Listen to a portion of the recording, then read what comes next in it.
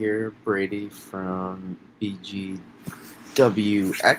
and we are live. I know that maybe looked different from a second, but yes, we are live. We are breaking down the upcoming, multiple snow events to watch. One in particular obviously stands out for next week, but we are going to be breaking this down and going into depth on what to watch for, what's happening, what you're seeing with guidance, etc. All the fun stuff to kind of get an idea of, um, you know, of of of a winter storm, I guess is the best way I can put it. I don't know what other way to put it, but we will be going in depth on all to expect. So prepare your questions. I'm sure you have them ready. And we'll get going here in a second. So, yeah.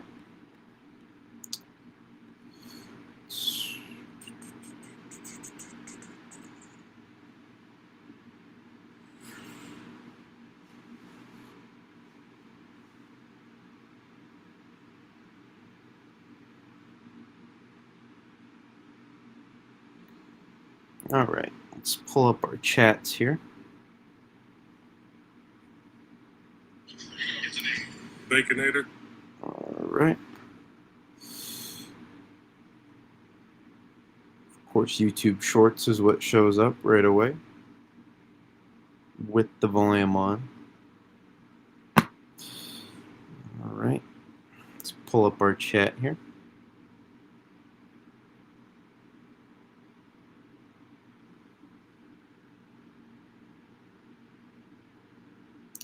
Another lovely winter season on the way. Yeah, the lovely winter is back, is returning.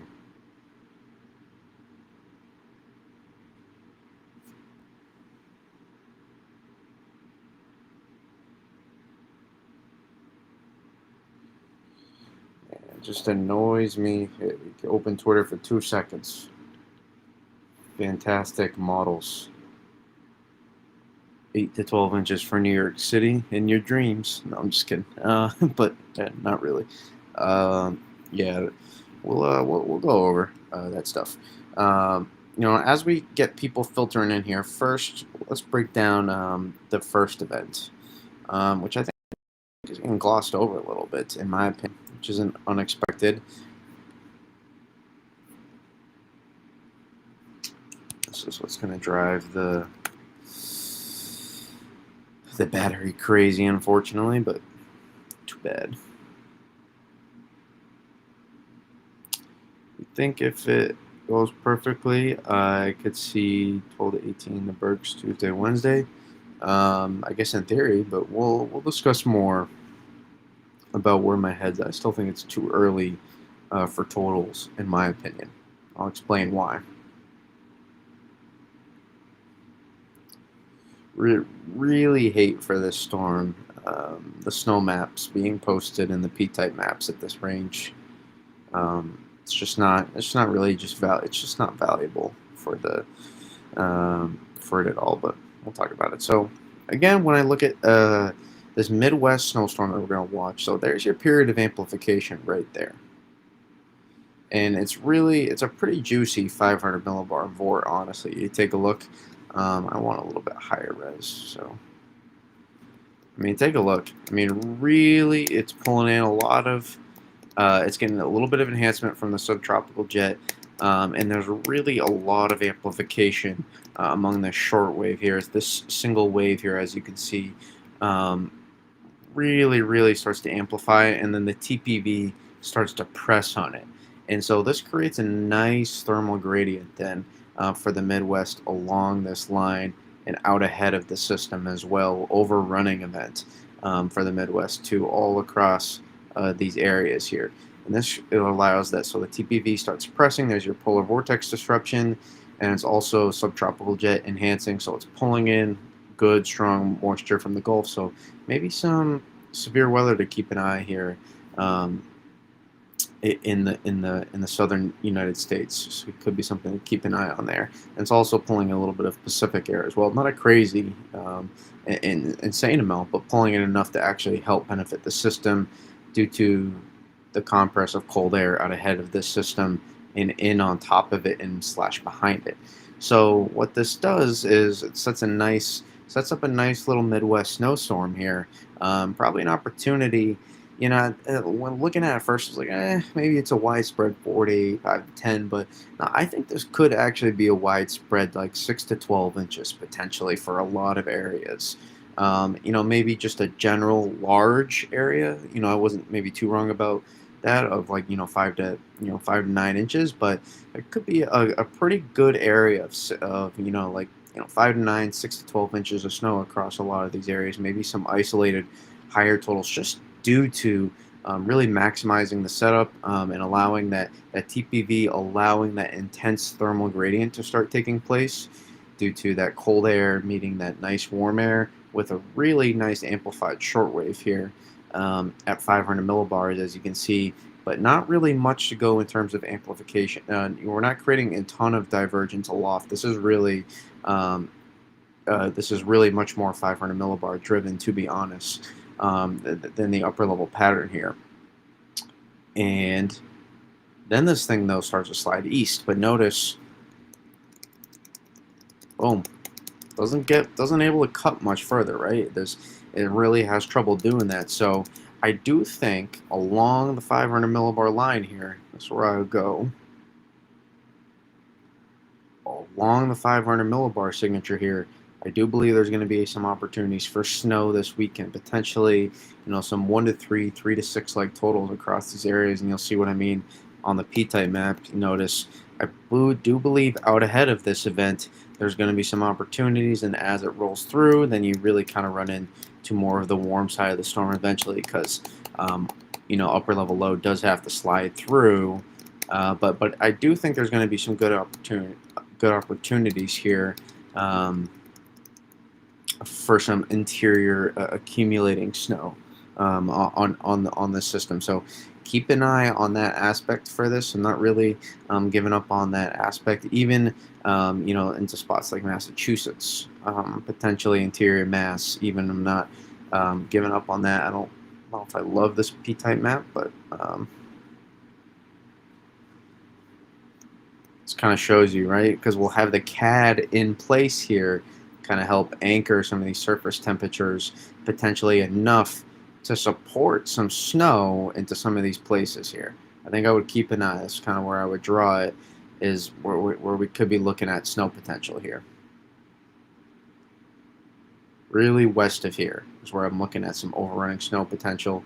That's the focus. Some places closer to the further east, I think I would say it could be more like coating to 2 inches of snow, and then more into the bulk of this 1 to 3, maybe some 3 to 6 inch totals for some of the higher elevations. I would keep an eye on just a general idea.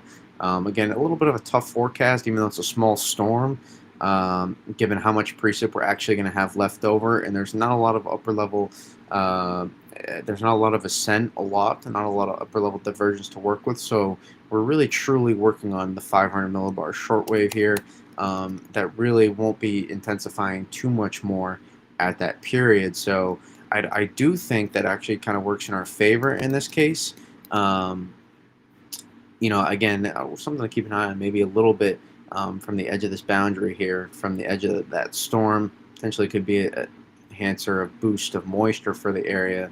But again, not a massive surge necessarily. That warm air advection will not have a lot of boost, a lot of oomph to it, so to say. That oomph, they'll be able to drive, completely forward. And I think that could allow, you see the high pressure out ahead of this surface high, allowed to hold on a little bit better here. And could allow some cold temps initially in the overrunning period northwest. Maybe that was a little too northwest, but maybe not for Mass, but we could allow some opportunities here, for interior northwest of 95 here on the system, pretty well northwest for actually any legitimate accumulations. And so that's kind of the idea with this system. So, yes, Berks, central New England, upstate New York, central, even into eastern PA as well, potentially, especially Poconos, some of those higher elevations across here, especially across the Appalachian Trail. Um, that's where I'd be keeping an eye on here for some accumulating snow totals. Again, not a ton, not much to work with, but it is a little bit. So, take what you can get, and then after it kind of gets washed away from rain for a good amount, anyways. Except for probably upstate New York, I would say. It's probably not as much rain up here in these areas. So yeah, it's kind of I guess, the freaking general idea. So we will, and also keep an eye on snow showers. Keep an eye on some snow showers tomorrow as well, especially as this wave moves through. Could be a boost of moisture, especially as well. Enough of this more as more upper level energy has to come through, sling through around the trough here. Keep an eye on that. Help enhance from the lake effect as well. Again, we talked about really strong winds off the lakes there. If we go to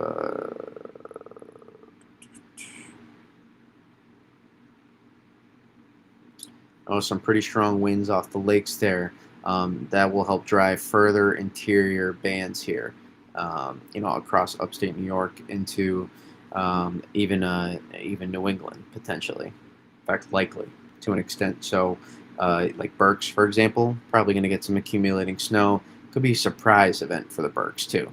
Wouldn't shock me if we saw some 1 to 3, 2 to 4 inch totals in the Berks. Very isolated, probably, but keep an eye on that. Keep an eye on that. And also into Vermont as well. So yeah. Alrighty, let's get to the freaking goods, which you all love. Actually, I'm just going to take a look at the CMC first. I haven't looked at it yet, so why not? Let me just say do not get obsessed with model guidance right now. It's not worth it. It's truly, truly not worth it right now to get so obsessed. And boy, yeah, this thing's gonna.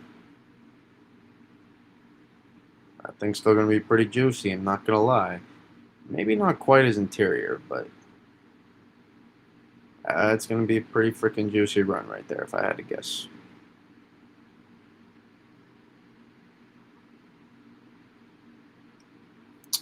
I think we're in a pretty decent spot.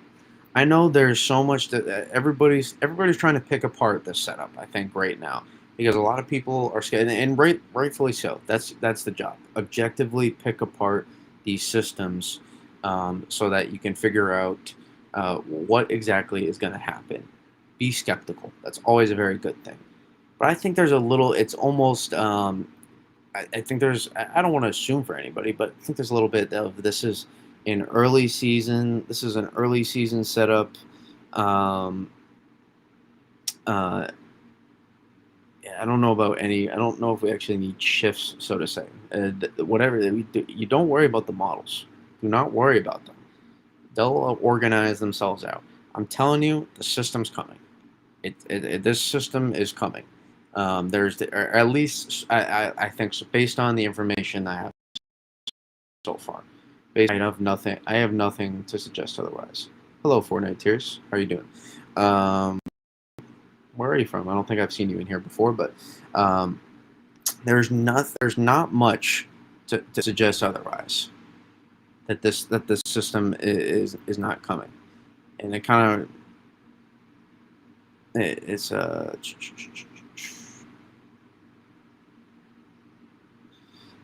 it's just annoying. Like some of the comments I get too, it's just like I'm looking at it's like, oh man, a rainstorm to the Canadian border is one of them. Just like, what is that? Well, come on. Like I get you're venting and stuff, but like you gotta just stop obsessing over the stuff with the models. They're mental games in your head. That's all they are. People obsess over these stuff like they're the end all be all.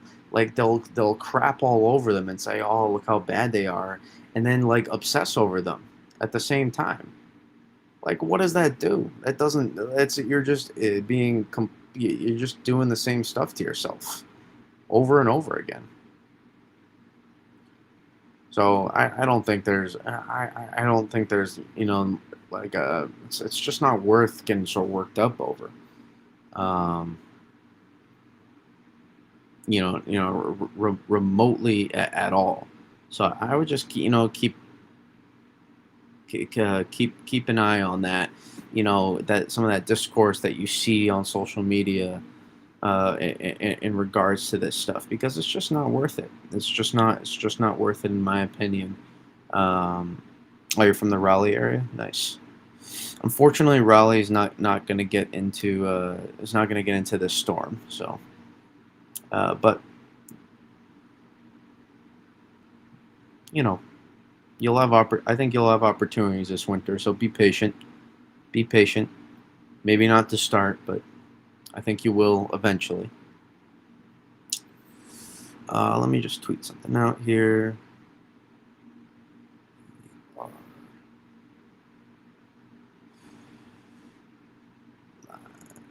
Okay.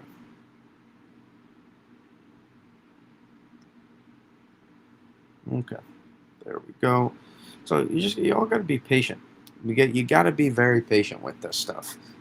Let models organize. When was the last time models were not all over the place 5 days out for a snowstorm? Just always happens. Just always happens. That's still pretty juicy right there. I mean, look at that. Look at that jet streak. Good lord. I mean, that's a heck of a look right there. That is a heck of a look. Um, yeah, yeah. And I know the look on 500 millibars here. I know that some of the look at this too. But that's what I was saying. I get there's some skeptical concern here. I get it's just best to address all the stuff first, I think, rather than, deep dive into all the analysis stuff first. I think that's what helps more. And first of all, this here would still be, I look at that and I'd say that'd be a pretty juicy 500 millibars still, in my opinion. But I look at this stuff here, and there's more that goes into this. There's more that goes into this than just being, oh man, positive NAO. This thing's coming, way interior, for example, or like there's just like that's very black and white analysis right there. It's very black and white analysis, or positive NAO, like it's things moving extremely fast. It's going to be nothing. Like sure, they there's merit to that, but I would just say that every setup is unique, and you got to look at all the stuff. Got to look at all the stuff, right? Everybody knows I'm a 500 millibar guy. I love it. I love it, but there's more to it because right now I've been looking at 250 a lot. Because that's where the juice is. Because it looks, I mean, I'm telling you, it's like it's not an unbelievable dual jet structure, but it's an impressive one, especially on the eastern side. Especially the jet streak we continue to see develop here on models is really supportive for amplification here. It's really supportive, but at the same time, it is a bit of look how long the system is. This is why I think this is a really I think this is a good setup for people, and I don't think this is coming so far interior. And there are limits to this, how far interior this can go. It's not just a positive NAO. This thing comes interior, because look how long this system is progressive for. Look how positively tilted this system comes into the U.S. thanks to the Pacific Ridge here. Look how it has to dump over. Look how positively tilted this system is.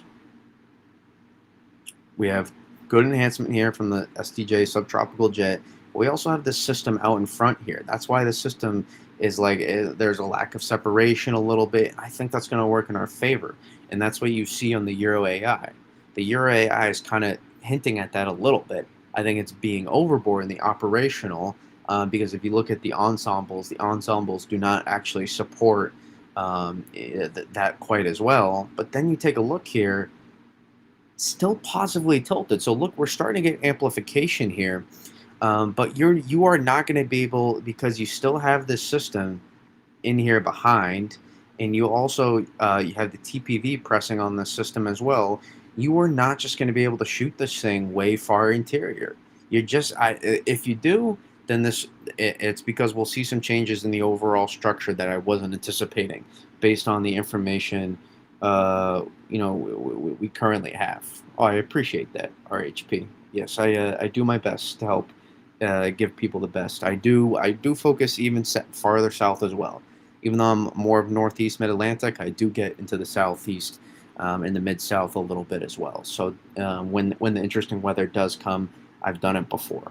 Um, Weather Channel, a little no stuff from the area this year. I wouldn't worry about the Weather Channel winter outlooks. Trust me. I know I don't like personally know, but I know some of those people. Like relatively, some of their stuff, the work. It's all model stuff is what they do. It's don't worry about that. And there those winter outlooks. Those are also just the NOAA copy and pasted, and those things really don't have much merit in my opinion. Um, but as I was saying here, with this system specifically, this point, big question. Uh, yeah, I'll read it. I'll read your stuff in a second. That's it. And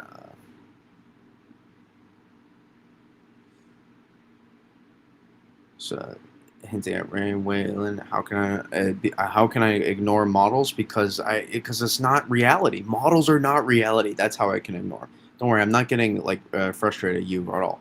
I'm trying to just hone down the point because models are not reality. You see models, and I don't like at the same time we'll complain about how bad models are, but then be so frustrated or get so worked up over what they show because we can't hold the weight on them the same way if we think they're that bad. Like it can't be both ways. This is not like you just can't do that. You just can't. Like this is like this like it's just not worth. It's just like I don't know how else to describe it. Like we can't keep saying, oh man, we can't trust models at this range, and then also be like on the same step. I don't like what models show. This is really concerning. Well, then you're holding the weight because I'm not forecasting this based off models right now. Those gifs I'm posting on X of me just sitting back and relaxing, I'm literally doing that because I don't care about any of the model discourse. I think they're just a tool to use to help line up with the forecast.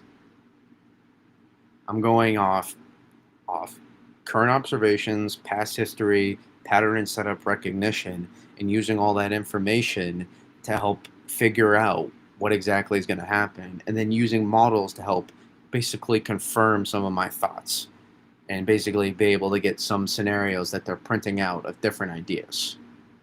Like I don't know, there's this is there. I'm sorry, this is just not. This is not like this jet structure here. This is one of your most one of your most more amped up solutions. This does not support rain all the way back into here. It just does not. So like you would have to really change the overall idea of the setup within a 5 day period, and that's really hard to do. And there's nothing to suggest currently as of right now that's going to happen. Now let me read Evan's comment because he always has a good insight. This point, the question is correct.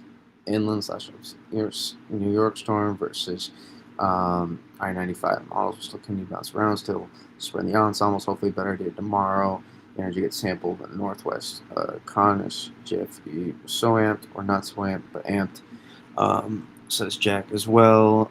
Ensemble and probabilistic forecasting greater than deterministic forecasting. Yeah, I mean, take a look at. I mean, the ensembles guys look really good right now. I'm not gonna lie. And again, I'm also not really holding that much weight on that stuff as well. I am, but the ensembles will mess around and change as well. Like there's really good ensemble support for the system, in my opinion. Uh, no, like don't ever feel like like just because I, I don't like how the models are used. That doesn't mean we still cannot do runs. We can deep dive. In fact, I continue to deep dive. I love deep diving into that stuff. I still do it. I want to break down and see why the model is showing what it's showing. It's very helpful for me. Let's see. Let me get to your wind.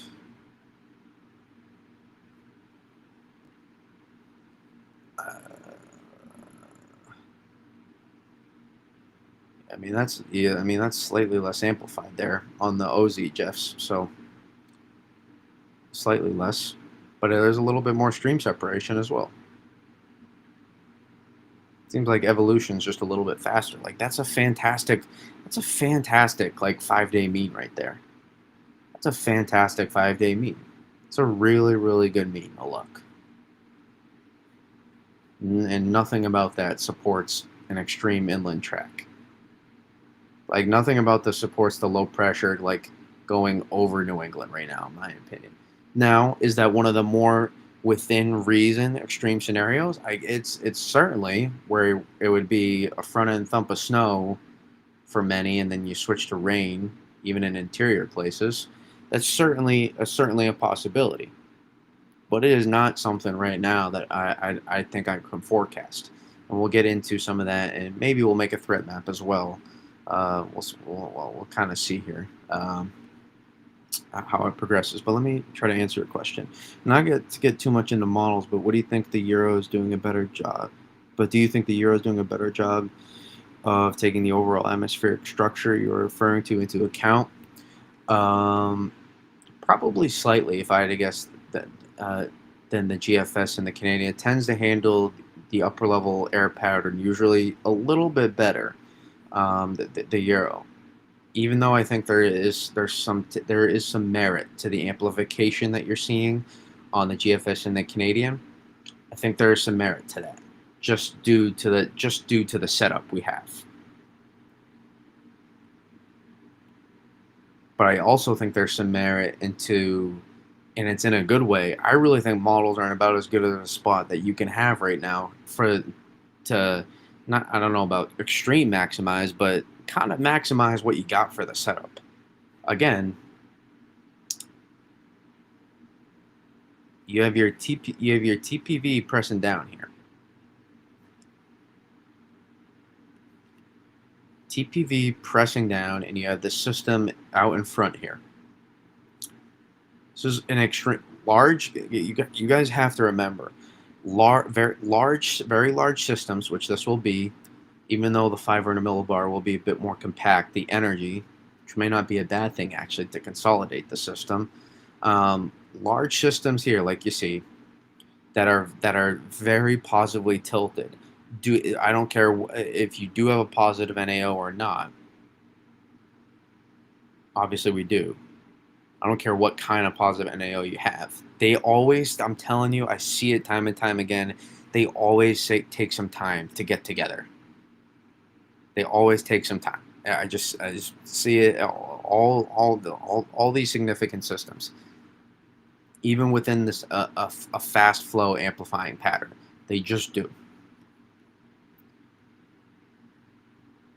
They just tend to always take a little bit of time to get together. And I think that and I think that's something that you see, and I think that's something you see on the Euro AI and the Euro, and I think that's something they're handling a little bit better. But I think the Euro AI is still stringing it out way too much, the operational run. The ensembles look much better, in my opinion. They look much better than the operational. And the Euro itself is probably a decent middle ground, honestly. It's probably not a bad middle ground. I think it's maybe lacking a little bit in terms of the amplification of this. Um, in terms of the overall system, not necessarily the track, compared to some of these models, but that's maybe the specifics that we'll see. Finally, Twisted, take your sweet old time, but you made it here. Make sure like the stream does help if you are on YouTube. Um, it really does help a lot. So I always forget to mention it a lot of times throughout the stream, but thank you very much. If you don't mind, it really does help. See the temps on the GFS after the 5th? No, I have not. I have not looked yet. So that's kind of the idea. Your AI do score better, but that doesn't mean every setup they are the end all be all. You have to know what to take. Each setup is different. So yeah, and like Evan said, I agree with Evan to extent. Even though I still don't. I think Ensemble still have some pretty significant flaws at times that you have to look through. Ensemble and probable probabilistic. Jesus, tongue tied me. Probabilistic forecasting. Uh, this is who you guys go to for information. Can't say probabilistic. I definitely will always do better over deterministic operational modeling. If you're not sure what you're looking at, especially. But I truly think when you combine the fact that you have, again, you have the system out in front of this here, you have the TPV pressing down. It's a lot of the same stuff that I'm really repeating from last night, to be honest, but I just have to reinforce it. And then you have this system coming in, so like this is very positively tilted still. Take a look. Right, TBV helping to enhance it, but people are looking at this, I think, a little bit more as this whole system's getting engulfed, and it's not. Right, the TPV is not doing a full phase here with this system. It's really just helping to aid the system and enhance it along with the subtropical jet.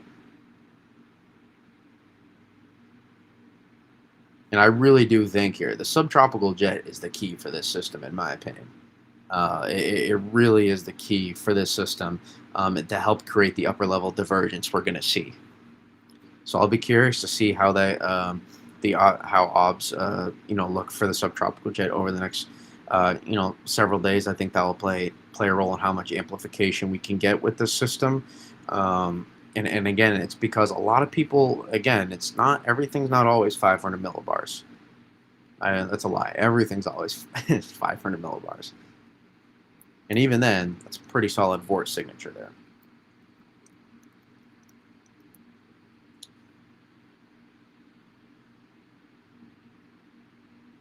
Yeah, the GFS, the reason you still don't see that rain snow line so far east, because the GFS just decided this run, you know what? I'm gonna compact, I'm gonna consolidate more of this energy a little bit further northwest. And in my opinion, that wouldn't quite align with likely what you would see based on your upper level wind pattern here.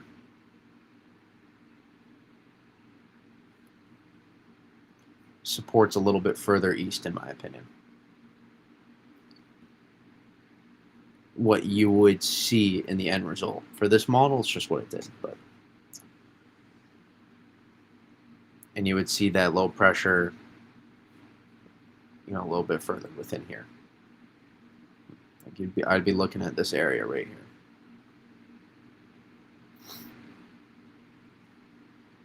Maybe a little bit more interior. Slightly.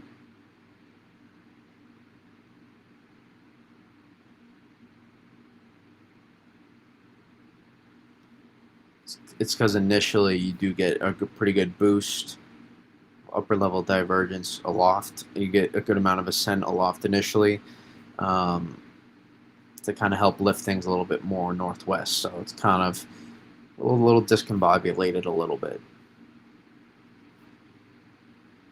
If we're breaking down that run specifically. So, again, I know we have some Mid-Atlantic folks in here as well. I really don't think this is your system here. I think wish hard, hope for the best, but do not hold out on this system. Maybe for some interior spots.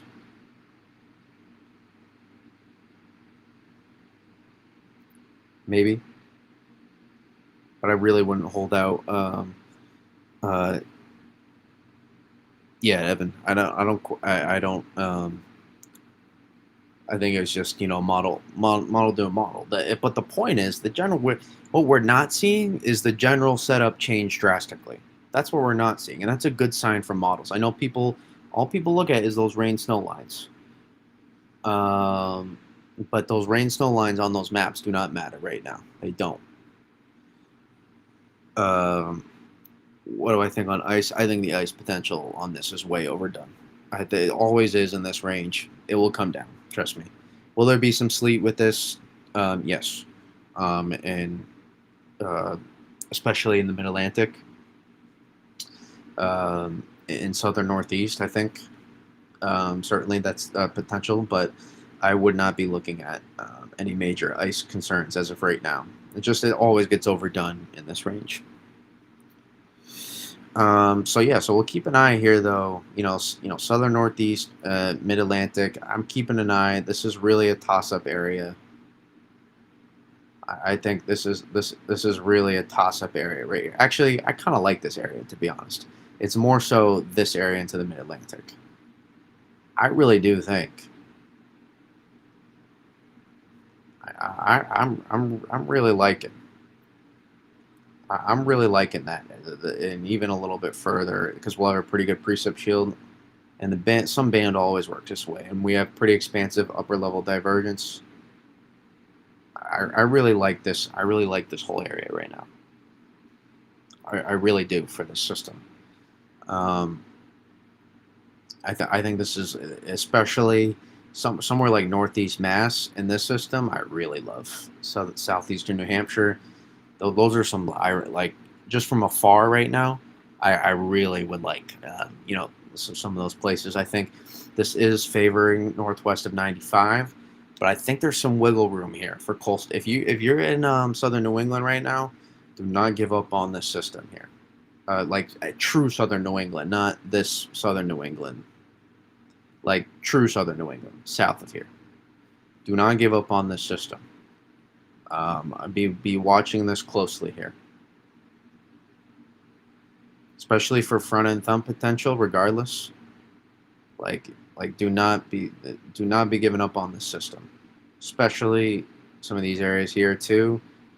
I don't love New York City. I don't love it, but it's worth keeping an eye on. How's Western Maryland looking up into the mountains? Oh, what's up, big boy? I think Western Maryland looks actually pretty decent with this system and the weekend system as well. I think Western Maryland looks like a pretty good spot for this system. Again, I could track all the way back to here.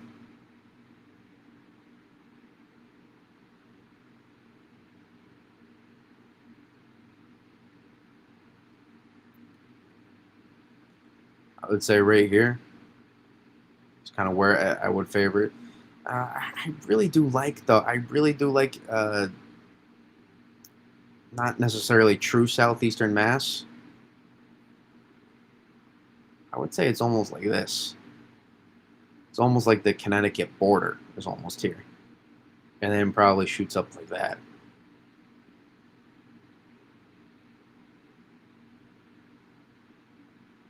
I don't know. I would favor, I would still favor a little bit, even like for me, when I live like in here, I would favor a little bit more northwest of me, just like some of those higher elevations, being able to get some of those better totals. So, for if I'm looking at me specifically, I don't actually, I think I could be in a decent spot here, but because I can get a good middle ground between spots. But in terms of like the true jackpot, I don't think necessarily I'm in the best of the best. I would say I really like I really like here into here more for jackpot stuff. If you put a gun to my head right now, but we're still a bit ways out, so I don't want to get too caught up into some of that stuff here because a lot of times too with when you have such expansive um, area of ascent and divergence aloft, you really can get some pretty good interior bands here. So I think there's probably going to be pretty solid interior band with this system that probably goes further north and west than you're expecting with this system. This is the kind of system where you kind of want this to be a little bit more suppressed initially because it will allow a pretty good precip shield. It doesn't mean that rain snow line actually like tracks so far more north and west. It just means that that precip shield is able to get pretty expansive, and you can get some pretty good interior bands to get expansive with this. So yeah, that's just kind of a rough idea here. Again, I think this. I don't know if I want to go that far for Connecticut, but I really think I like here roughly, and I don't love here though too. I don't love the southern portion of this as well. To be clear, unless you're back into the mountains here. But I think it looks something like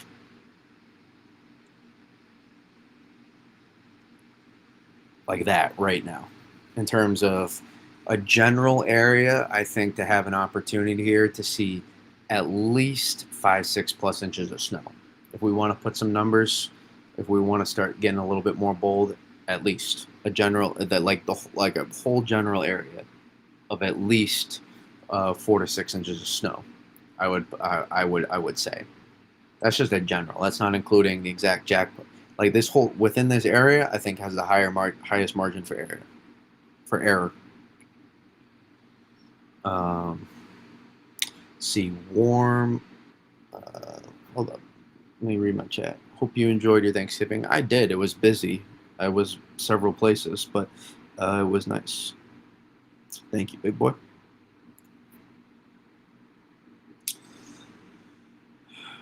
Okay. At the end of the day, positively tilted trough and placement strongest upper low divergence favors a central eastern New England over interior northeast. And I 100% agree. I 100% agree. But Evan, I will say though is that interior band we know always can get going pretty early for a place, especially like like Albany to Binghamton. I would not be shocked here. This is that kind of system. Just initially it gets going. But I do agree. That's why I was kind of hinting at, man, if you're living here right now, that could be a pretty good spot down the line to keep an eye on. I really do. As an end result, regardless of all the model BS here, I would keep an eye on that down the line. And we're going to dive into some current observations too, to not just say, well, if I just say, yeah, this is what I'm looking at, but I don't tell you, that's not helpful. So I want to show you what I'm looking at. If southern stream more amped, which you correctly say is the key, enough latent heat release could help push things northwest. Certainly possible as well. It is certainly possible. But I do think we're limited to an extent. And I will say here is over the next couple of days, if we do see the TPV press a little bit more, I don't think that's a bad thing. I do not think that's a bad thing here. Over under 23.5 inches for your backyard. Twisted over, obviously. Come on. I would put the over under at 29.5. Come on now. Let's see. Warm ocean roll and mostly rain, I think, in southern coastal New England. For the time of the year, yes, but I will say just off the coast of southern New England, if you do look at sea surface temperatures, there is a pretty good pocket below average. But I do think along the coast itself, let's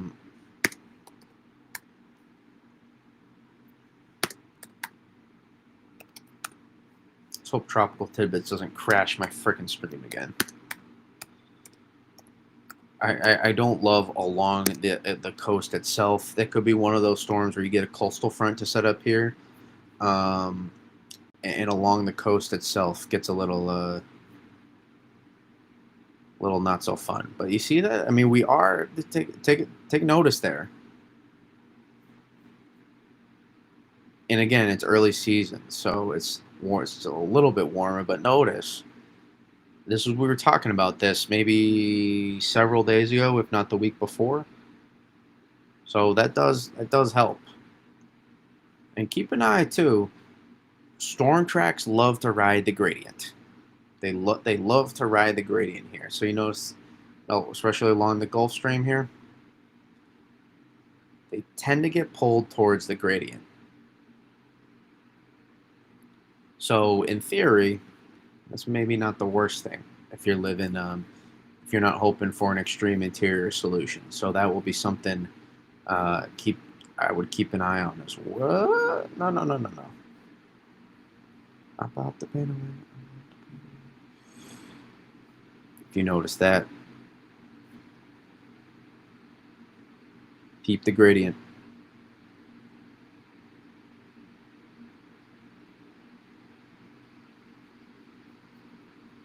Just north of the Gulf Stream there. So, and notice too, we'll say so there, but there are some pretty warm sea surface temperatures just to the south here. Gulf Stream still kicking around 26 to 28 degree strip here, but being so far south could help to work in our favor versus being directly off the ocean. Joseph Martucci, welcome. I love your graphics, by the way. I think you are as a young and upcoming future meteorologist. I think that's what you want to do at least. You, my friend, the discourse I see. You have my support for whatever minimal stuff that is worth. Actually, we'll pump my ego and say that's unbelievable. You should love that. No, just I think you're doing a good job. Keep sticking to it, and you got the graphics to show for it as well, which is always a cool thing. Um, let's see, just northwest of I-95 looks favorable. Harrisburg, Lehigh Valley, Poconos, Hudson Valley, Catskills, interior southern New England. Yes, interior southern New England. I can't believe I forget that phrase, but yes, interior southern New England, into central New England, and a lot of those areas you highlighted. It's exactly where I'm looking at. But hey, listen. I know we said listen. I know I said like a general area of 4 to 6, but there's some of these model that there is some potential here for a significant storm. Do not get it twisted. I just don't want to go full in right now when I have no reason to. I want to see more. I want to see more before I get captivated with the idea of. Listen, if I had to make a forecast right now, it would probably be a little bit more. There would be a swath of more of that, just based on what I have currently available for information.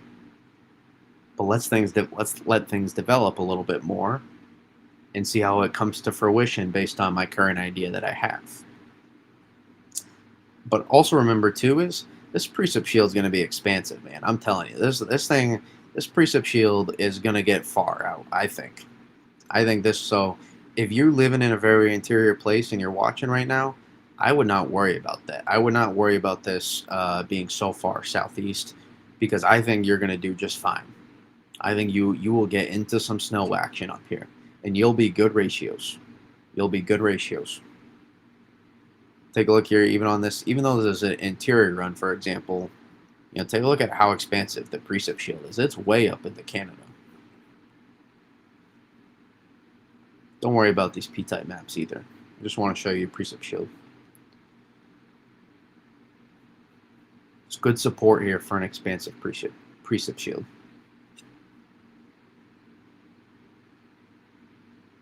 Yeah, the GFS just on this run really wants to consolidate the more northern part of I mean, this is really, you could say, your TPVs, your northern stream here, you could say, but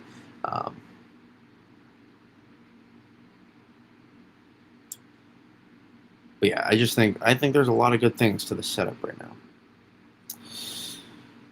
now. I completely agree with your zone. Well, thank you. I personally live at 700 feet elevation, 30 miles north, New York City, and the cutoff between no accumulation to totals often hugs the line. True.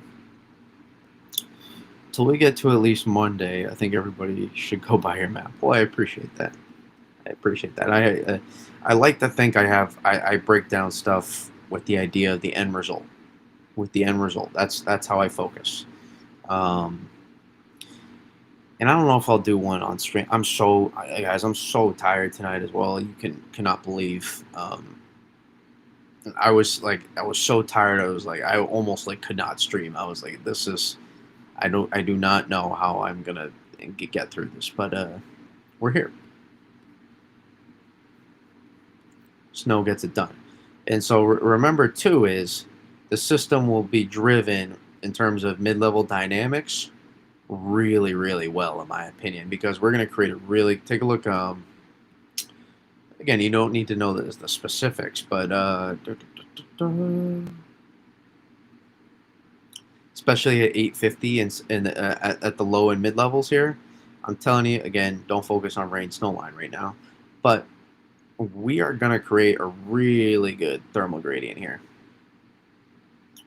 Really good. I would even love for the TPV to press honestly even a little bit more. I would not mind that in this specific setup. Losing my words tonight. Because look at all the warm air along this boundary here that gets pulled up and it gets pulled in tight to the gradient. And remember what I've been saying too. Here's another key that we can't miss over is the solid snowpack, Canadian snowpack interior that we have all the way up here. It plays a part in forcing the boundary a little bit further, like not allowing this boundary just in terms of something that models will miss, not allowing that boundary to come so far north here. And again, it's what prevents an extreme interior solution, in my opinion. And it could even help to just push the boundary just a little bit further south, especially ahead of time for front end thump. That's why I really like some front end thump potential here. Because even if you mix over, that's why I think especially southern New England, like true southern New England, even coastal southern New England potentially for front end thump potential. Regardless, like you have an opportunity. People got to stop viewing this as, oh man, I hope I get into the sweet spot, and view this as it's December 2nd and 3rd, and you have an opportunity. You have an opportunity to get you have an opportunity to get accumulating snow here. Like that, I think we need to switch the perspective here. Even though I think there could be there's a realistic pathway to like a very solid snowstorm here, and not just a mini one. Do not be bummed out if you do not get into it. But again, that thermal gradient we were talking about, that creates a really good, right? You go from nearly 10 degrees Celsius here at 850 to about minus 15 up here in Canada. Right, and in between there, that's where the magic happens.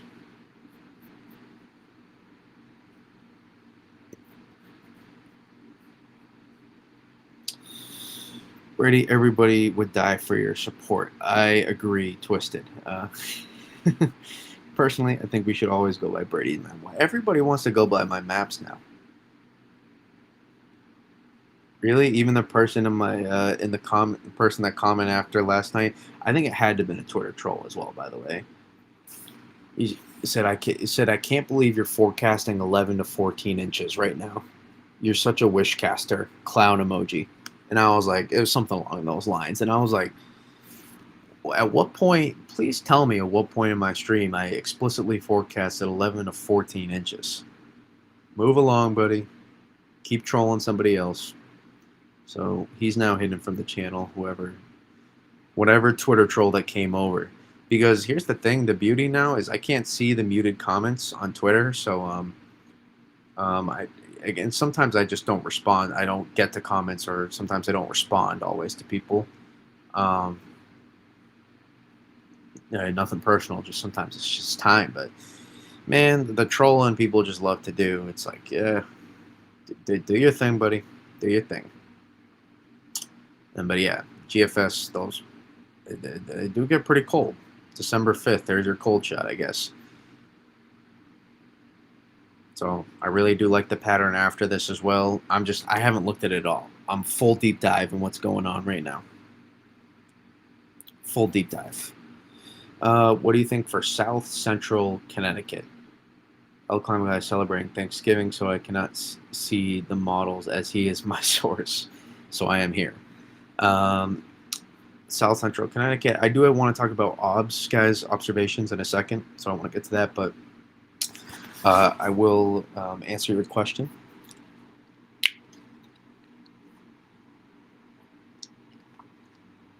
If you could just see my puppy right now, he is next to me. I'm streaming right now from not actually at on my desk where I usually would be in my bed doing this currently, and he is lying in the most adorable position on a pillow right now. So very good vibes for me.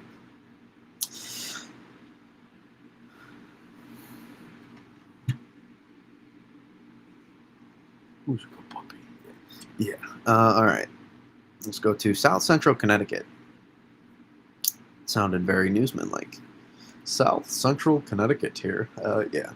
I think you're in a really good spot for a front end thump. South Central Connecticut, regardless of if you're able to get this to work far enough southeast.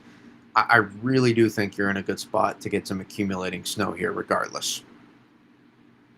It would take one of those extreme interior solutions, and I'm just not quite buying that as a most likely scenario. So I do think you have a good floor here to at least see multiple inches of snow here at least in South Central Connecticut. And I know that may not sound like much right now, but 5 days out saying that I think should have at least a little bit merit that I think you have a good shot in that spot to be able to see that. So even near the coastline. Let me zoom in here. Let's zoom in on front end thump potential because I know we got people vested in it. I mean, even take a look at the stupid P-type maps here. You see what I mean? Even on these far interior solutions here, notice the way the CAD picking up on the CAD just barely. I really do think. Let me zoom in here, and let me get away from this.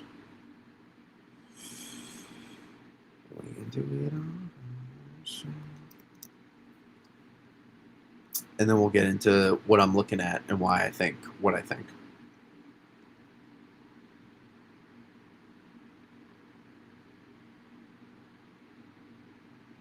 I am a bit concerned, especially even though we have below average temperatures here off the ocean. I'm still a bit concerned. South Shore.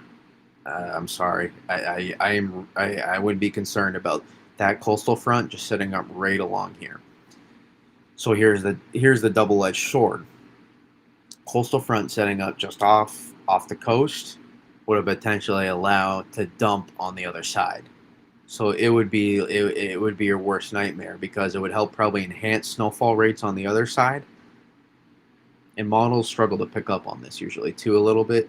Help force consolidation at the mid levels, just on the other side, and it would be it could be a brutal watch for South Shore. Just a heads up, and Cape Cod. I have some concerns here. Sorry, hate to break it to you guys, but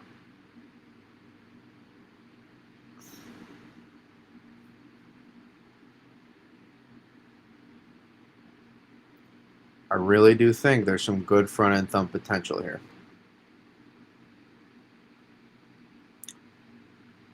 CAD, the CAD will work its magic. I'm telling you. The CAD will work its magic out ahead of this system. There's a really solid snowpack to the north, and this will build even more into the interior as well ahead of time and across Canada.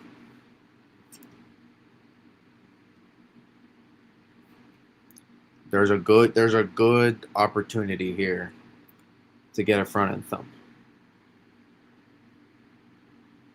And people just look, again, it's true. People do look at the rain snow line. Is it Berman? Yeah, Berman. Berman 7301, I think. People do tend to overlook this aspect. Like people look at, oh man, look at that. That spot's going to get, 10 to 12 inches of snow right there. Well, dude, my man, you may get a really good front end thump, and you could get 6, 7. You could. I caught myself. Damn.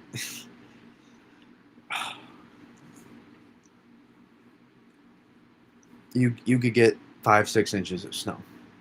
You could get like 5 to 8 inches of snow. So you could you could still get a decent front end thump here, regardless, right? Let's say to the north was getting like like 9 to 13 inches. Let's say, just for example, doesn't mean here to the south you still can't get a good front end thump. 3 to 6, 5 to 8 inches, and for example, because you dump rates before you switch too. You dump snowfall rates always in those setups before you switch. Almost always.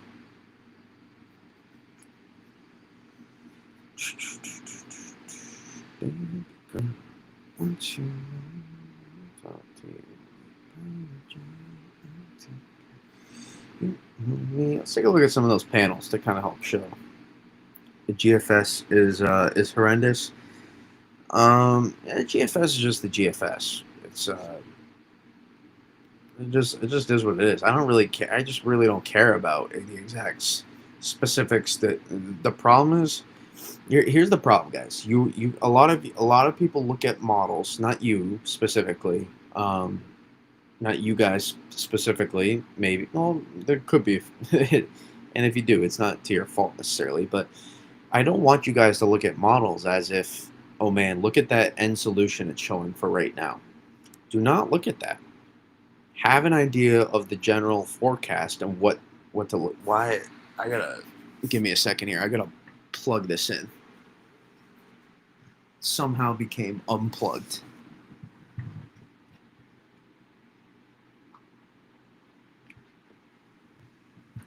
Sorry.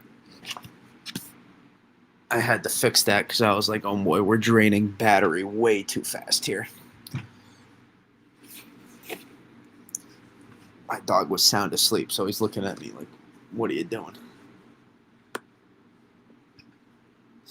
All right.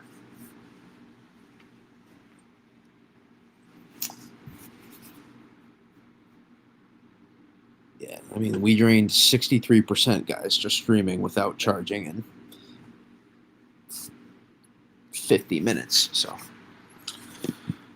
Jeff shows a weaker solution. I'm not buying such an amp system, in my opinion. I would say the GFS, like if we're looking at it specifically, I think it's a good, realistic scenario for a more interior solution. Tatum, if you just step over and you knock it out again, I'm not going to be happy. Do not. Okay. But I don't think it's a. All right, we just went up to 42. There we go. Shout out Jackie Robinson. Great.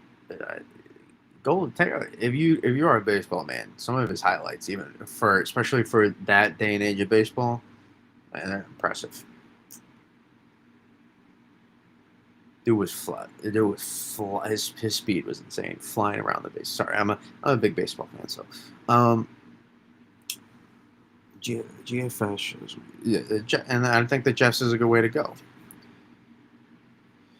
But I do think that the GFS shows a realistic, what if this goes a little bit more interior. I don't agree with how it handled this right here in terms of the upper level energy, and how it put it together. We have not seen anything like that yet in terms of consolidating the Vort this far north. We have yet to see that at all whatsoever. So I'll say that. Like, even take a look at the Canadian. Like, that is not even close. And again, models are going to keep taking time to resolve exactly what the upper level energy profile is here. So that's where there is some wiggle room with this, I will say. Um, that's what I say. Mets are about to sign Valdez, but which Valdez? Emmanuel Valdez? Is there a really good Valdez right now that I can't remember off the top of my head? I don't know. I mean, I know him pretty well.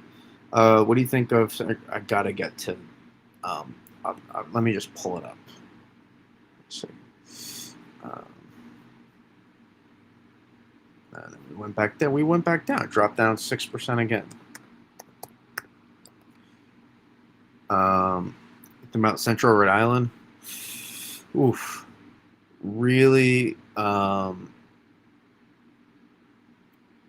Where am I reading chats from so I can chat there? Well, I'm reading yours too. I read your. I don't know if you saw it or not. I'm reading from YouTube and X. Put him. Oh, Framber Valdez. Framber. Mets are going to sign Framber. Ooh, that'd be something. That was literally a one Valdez. I was thinking of hitters. That's why.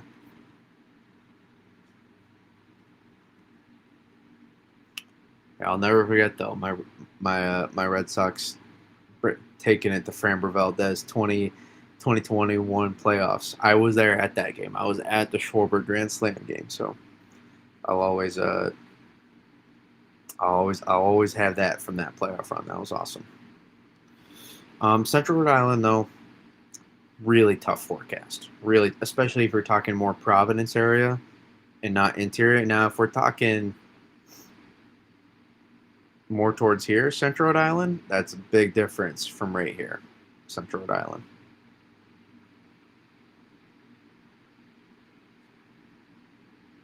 More northwest you go in Rhode Island, the better.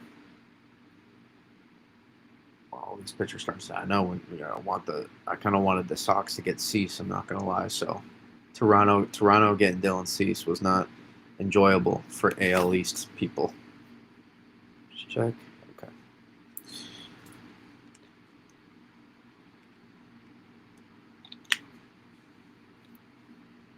So you may be wondering, Brady, what makes you think why are you so confident in what your forecast is right now, 5 days out? And why aren't you buying into all this model noise? Because take a look at your system. Here's why I'm not buying what you see right now on the Euro AI. Take a look at how amplified our system is right here. That's going to be dropping in over the next few days here. So I know it's the US doesn't quite sample this yet, but the overall look here is this embedded shortwave, basically this embedded cell, I would say.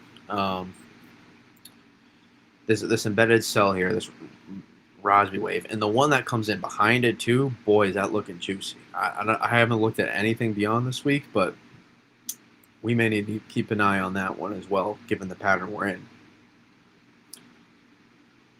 To me, this screen, and this may take a little, you see how a little bit more amplified this is, so this may take a little bit more time to come in all the way through, especially after this system. And any time that you drop this big of a system here into this setup,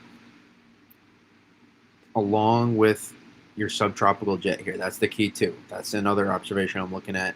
That has started to progress here and help support the idea of we do have a subtropical jet developing here to help enhance. Right, it's one thing to model it, but we're seeing it come to fruition, and with a really amplified cell here dropping into the Pacific Northwest, it's going to be really it's hard. The downstream effects here, it is harder to undo what you've done already, and this is a pretty juiced up, amplified wave coming in. If this was a bit flatter, I would be like, yeah, I think the Euro AI could make a little bit more sense in terms of what's happening. The operational, not the ensembles.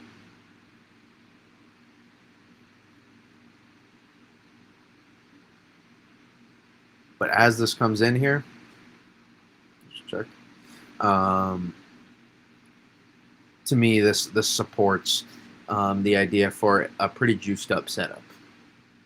and it's why I'm not dismissing some of those more interior setups, to be honest, um, quite yet, versus the flatter.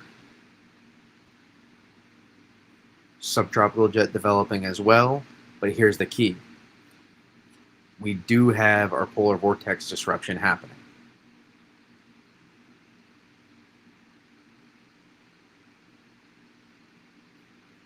You take a look here. There's your polar vortex disruption happening. We do have a bit of a Canadian warming ongoing right here, as you can see. There's your displacement of the polar vortex. And I'll show it more clearly. I'm going to exit out of that because it's slowing my thing down a little bit. I can bring it back up after if I need to, but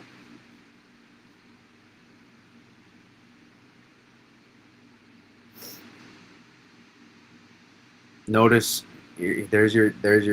Look at the deep dive. This is diving down. This will mess with models a little bit too right now, back and forth. And that's part of your key here is you have this system out ahead of it here that has some decent amplification and helps set up the boundary out ahead of this system, you can see. And so that makes it a little bit more difficult given the lack of stream separation initially for this thing to amplify right away. And then you look at the angle of your TPV pressing too. This is really good considering the amplification we're having out ahead here in the Pacific of this system. Supportive for a snow lover solution. Again, this is not me seeing it with green eyes here, or I guess white snowy eyes. This is just me looking at the system. I'm looking at all the pieces and seeing how it leads and ends up with the end result. What does this lead to? What do all of these pieces lead to? And so you're going to have your TPV out here press on the system, and this is your cold air right here. This is your support here.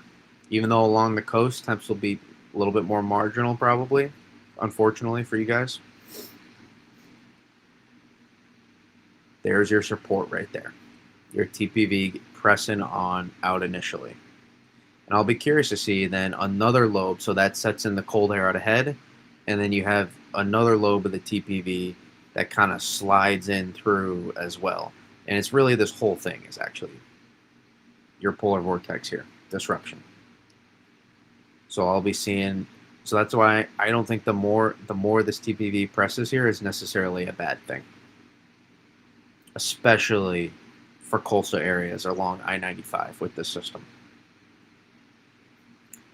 Right, the system's coming, guys. You can say, we can look at the models, like we can play the model game all you want. If you're looking at what's happening right now with observations, there's not a lot to say that this to support that we're not going to see some version of a snowstorm here.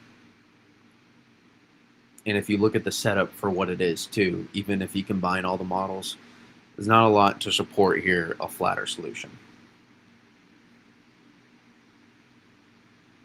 So let's take a look here, see what the Euro AI did, and I'll read some more comments.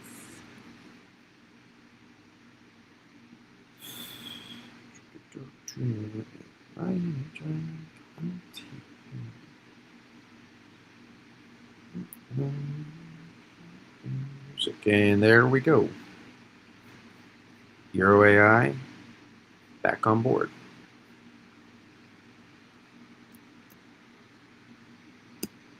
Right? Is it you know, perfect? No. Is that specific run exactly what you see perfect? No. But there you go. That's kind of what you want. Like if we want to play the obsess over model games, having the Euro AI in this spot, having the Euro in the spot it is, and then having the GFS and Canadian in those spots it is too, that's a really good middle ground to have for a lot of people, in my opinion, if you want to play the model obsession game, which I don't. Because I create my ideas based on all those factors I discussed earlier. Pattern recognition, setup recognition, current observations,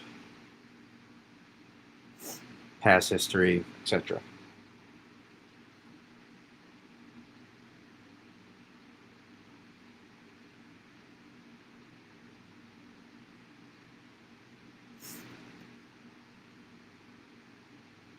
And honestly, I kind of like the position of this jet here, because considering all the other factors, if you looked at what this is now, I think this could really support this area right here. Could really help support that area getting like a thump of snow. Like I know this is not a long duration system here, guys, but this is one of those systems that when it comes through, it could you know it could drop a lot of snow in a quick amount of time. It could thump away. This is one of those that's going to thump away when it comes. I'm a little too advanced. Yes, we just looked at the Euro AI. Bloody, indeed. It did come more northwest, as we just noted there. A little too advanced for me. But what did the most recent Euro model say for snow total Southern Connecticut? That's kind of the thing. I don't really. I don't. We can look at them. It's fine. But I don't really care about that, guys. I don't care about the Euro totals. And if I am advanced, please, I want you look at the ticker at the bottom. I know it's kind of overlaid on my tabs or my apps, but it says ask questions. If something does seem a little too complex, I just like to deep dive into this stuff. So that's what I get. That's what I really love out of it. I get a kick out of that. But if some of this stuff sounds too complex, just always ask questions.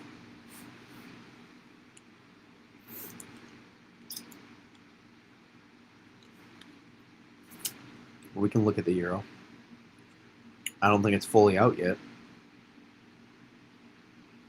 And it's not. It's on the latest GFS, the low pressure. That's from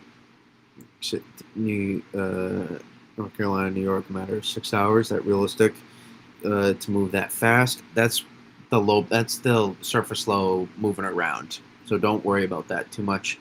The surface depictions on those on the models. Every model site will have a different depiction of the low pressure.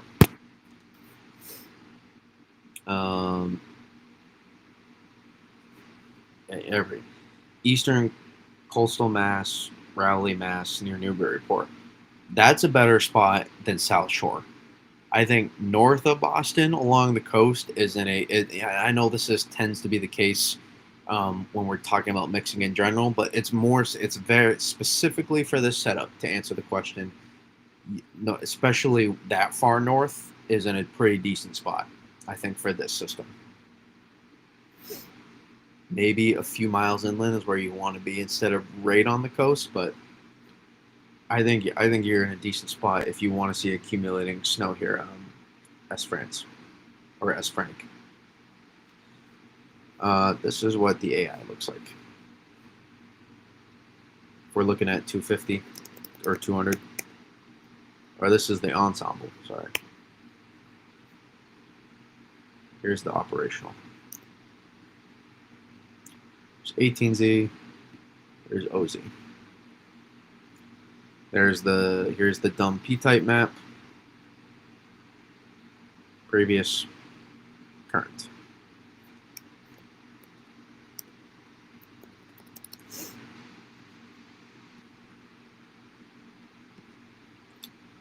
Thank you for answering. You're very welcome, Sarah.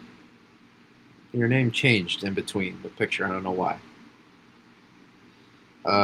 So that's what the AI looks like. Do you think there's a chance of the heaviest snow totals come back to the south for southern New England? Well, let me address one part. The snow totals never changed anywhere. I know the models do, but I just want to address that. They never change, guys. What's going to happen is already set in stone, and you need to accept that and surrender to that idea. And the models are just going to be a step behind always.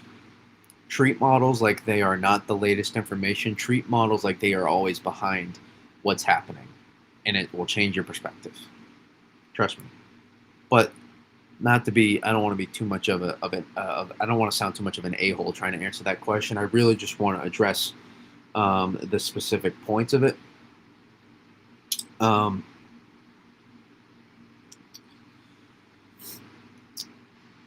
what was I going to say, for Christ's sake?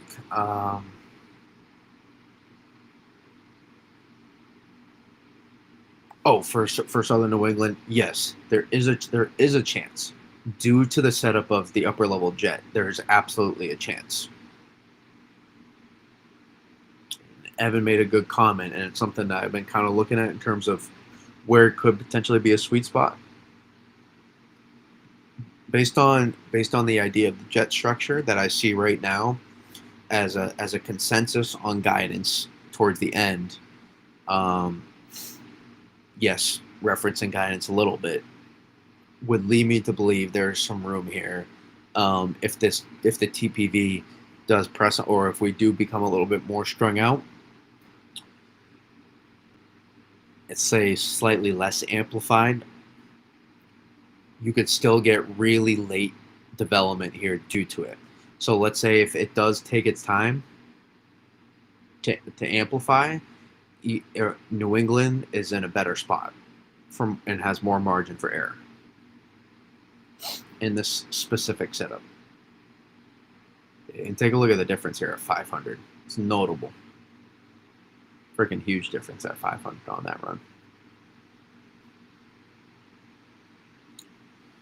How's the Yuki looking? You have to look at it on Pivotal, and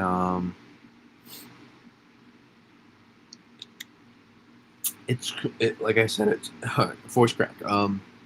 It scores well, but I really hate the swings that it does.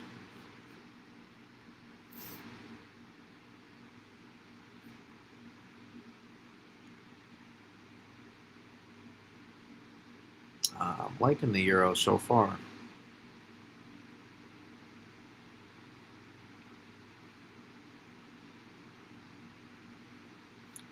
Why does it do this? Why does it I click on a time. Like why? Like why? Especially when you can click on this hour here. Like why would you do that to me? There we go.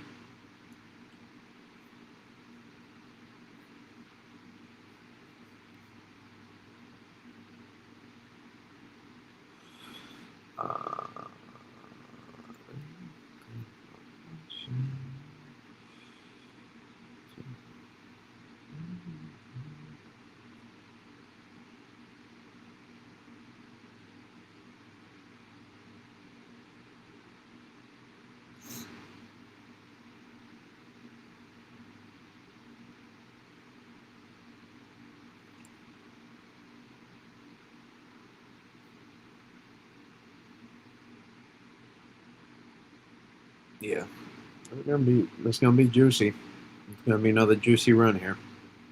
Looks pretty solid. Yep. Looks like gonna be juicy. Shout out Sexy Red. If you know, you know. See how 500. Ooh, yeah, baby. 500 looks good. 500 looks good as well. It's going to be a juicy run right here from the Euro. This might be one of the more amplified Euro runs we've had yet. I could be wrong, but it's looking pretty juicy. Yukmet just completely gave up on the Storm. Ridiculous for Mo to show this run-to-run point, in my opinion. I mean, we can look at the 12s at Yukmet, I guess. It's just it comes out sooner on Pivotal, and Pivotal, guys, just, especially on here, is just brutal. Oh, this 500. I'll go 500 for it.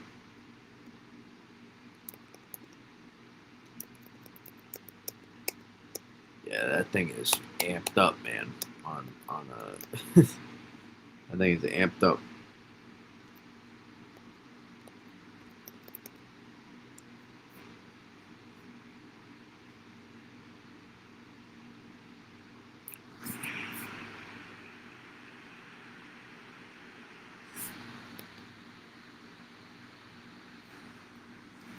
really pulls in a lot of has solid amount of warm air advection there.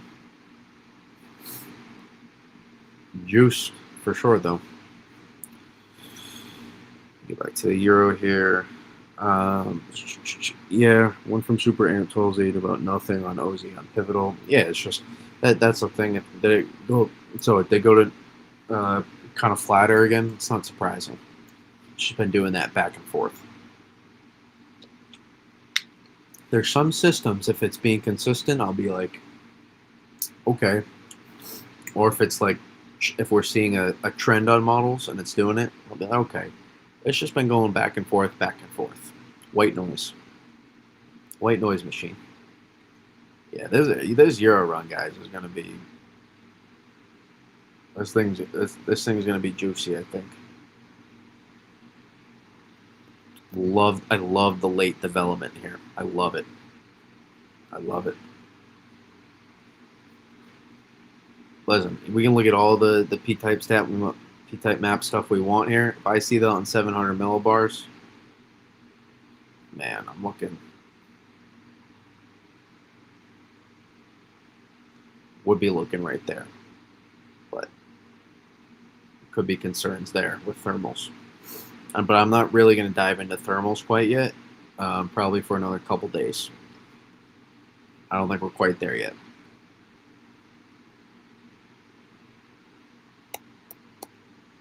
Yeah, I mean, guys, that is a look. Guys, that's a look. Oh boy, that is a look. I don't care what the surface map shows here. That's a look. I mean, that's a look right there. Now thermals bearing for the coast. I don't know what that look like, but that's a look.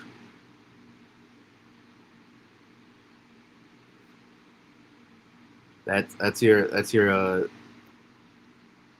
oh, come on, Euro. You're taking your sweet time.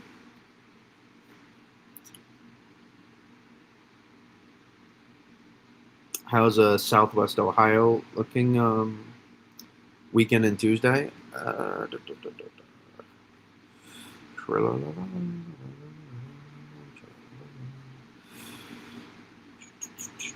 Read your comment in a second as well, Sarah.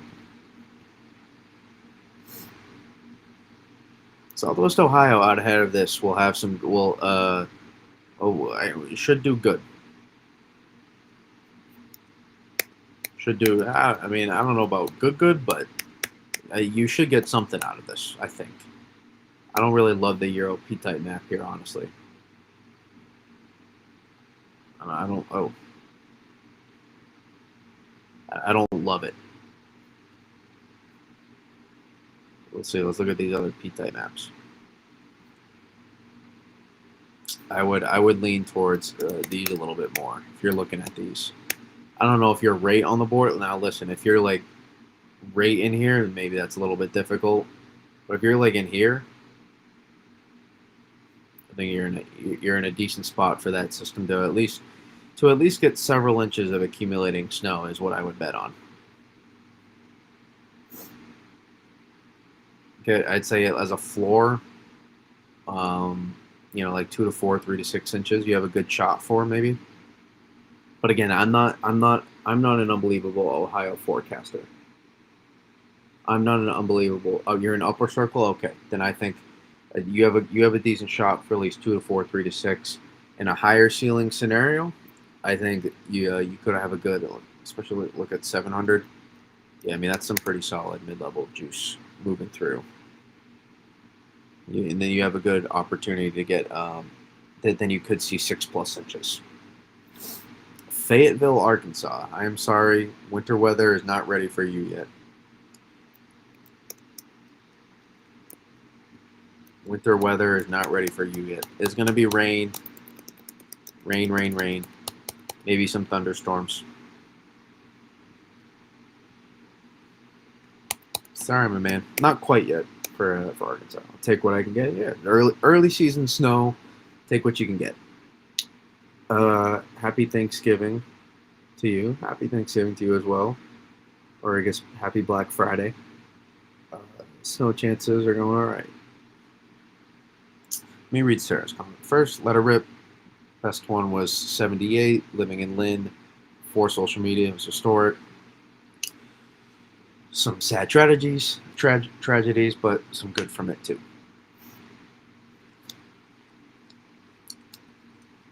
That's the benchmark storm, pretty much for anybody over 50.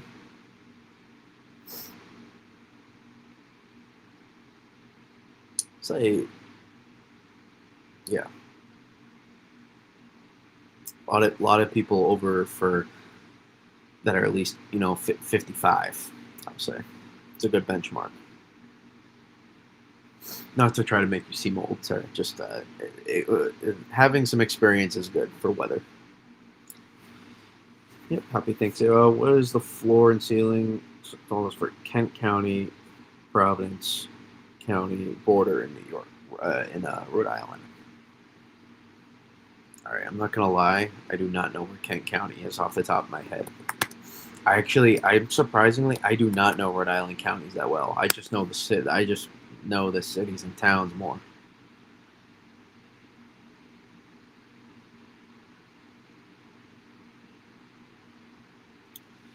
It's if you're more towards the west, central, and western side, if you're on the border of Providence and Kent, a little bit better spot, I think. A little bit better.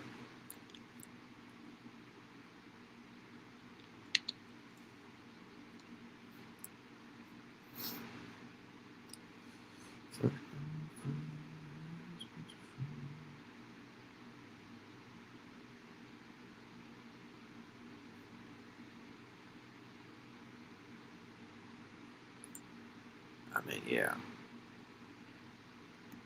You really do have. This really could be frustrating setup here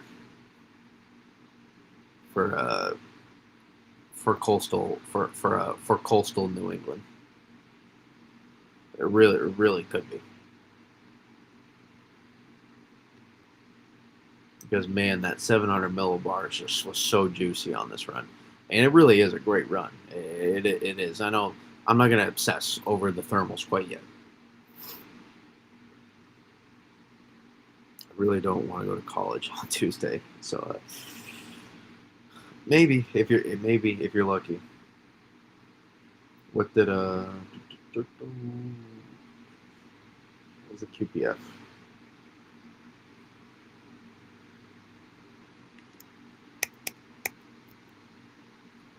That's some juice right there. That's some juice.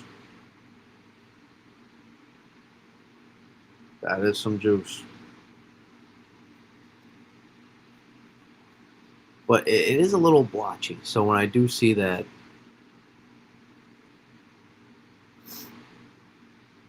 but yeah, that's pretty. That's some juice right there. You want to look at it. Here's all your snowfall maps for those curious. Again, I don't really care much about these, but again, we're doing run-to-run analysis there. We're not forecasting the end result.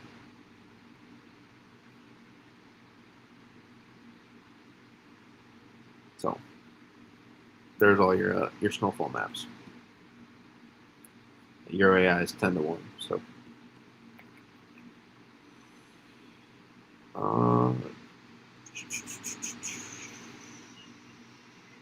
I don't know what the icon looks like. We can take a look. I don't really care for it, but I always get requests, so might as well.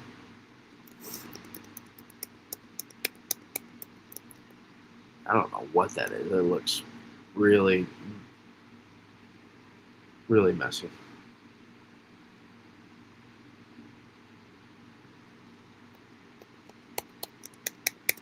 It's like there, but still more energy to swing through on the backside.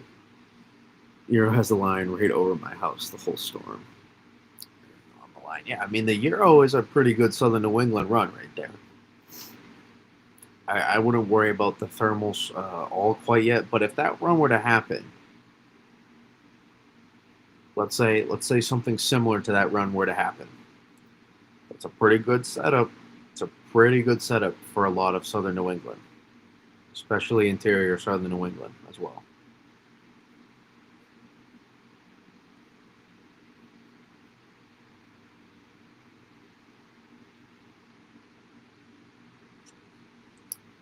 Check this here. I just want to. We're not ready to go quite into this yet, but I want to. I want to see something.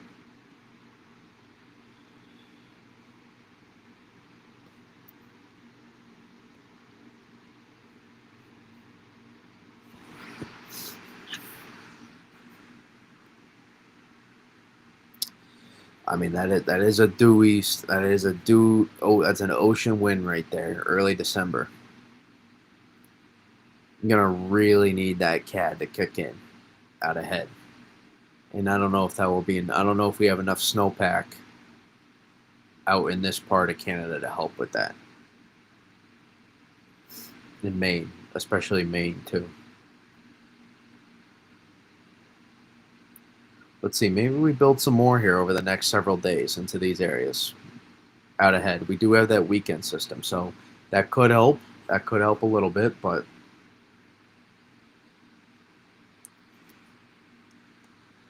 right. So we do have this system coming here, and I hate showing the P-type maps, but the general idea too is snowpack builds here, especially up here.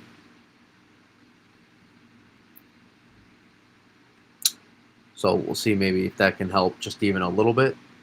But I've seen this situation with the coastal fronts before. Many times they do not work out. And the Euro seems to be, even though it's from a distance, seems to be a little obsessed with it. And when it's consistent and obsessed, it's a little concerning. But here I love the 700 millibar look. That is so juicy. And I would even argue this would probably consolidate a little bit more efficiently earlier, which would help some of these areas.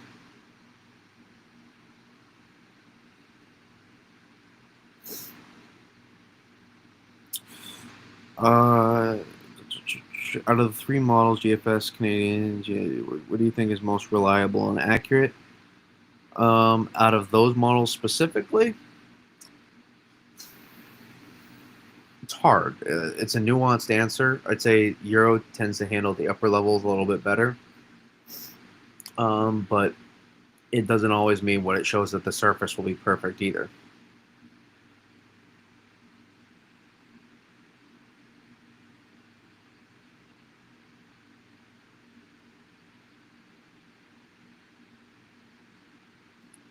I'm telling you too, this Euro run was so close to being even bigger. It was so close. It was so close. And it was already a banger.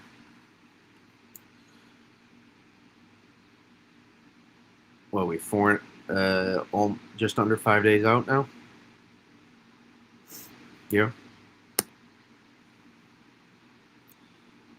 Tuesday, by the way, too, you're not going to be able to miss school. I don't know. Well, it depends on how fast the system gets here. If you do. But here's the thing. Notice on this kind of run, this would help out these areas a lot, because this is not a position of the low here. Notice you have a 992 south of the like by the benchmark. This is not a problem where the storm is. It's the east wind here, early December. If this is January, where we are way less concerned about some of these areas on this kind of model run. Now, here's the other thing though about the Euro you have to remember. The Euro also does not tighten the gradient quite as efficiently. You see how late it takes to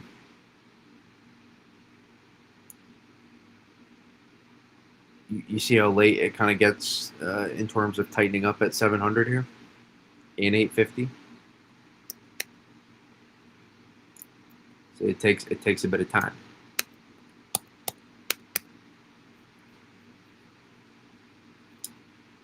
So it takes a little bit more time to tighten that gradient, pulling a little bit more cold air, pulls up a little bit more warm air, but more so just to the boundary, not necessarily all above.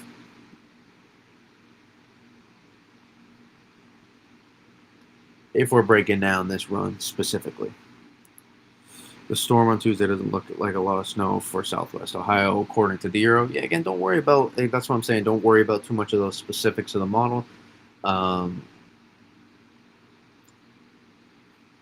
I would say I think I'm not an Ohio snow expert, so please don't. I am not your best source for information for extremely reliable stuff. I have a general idea, but I would say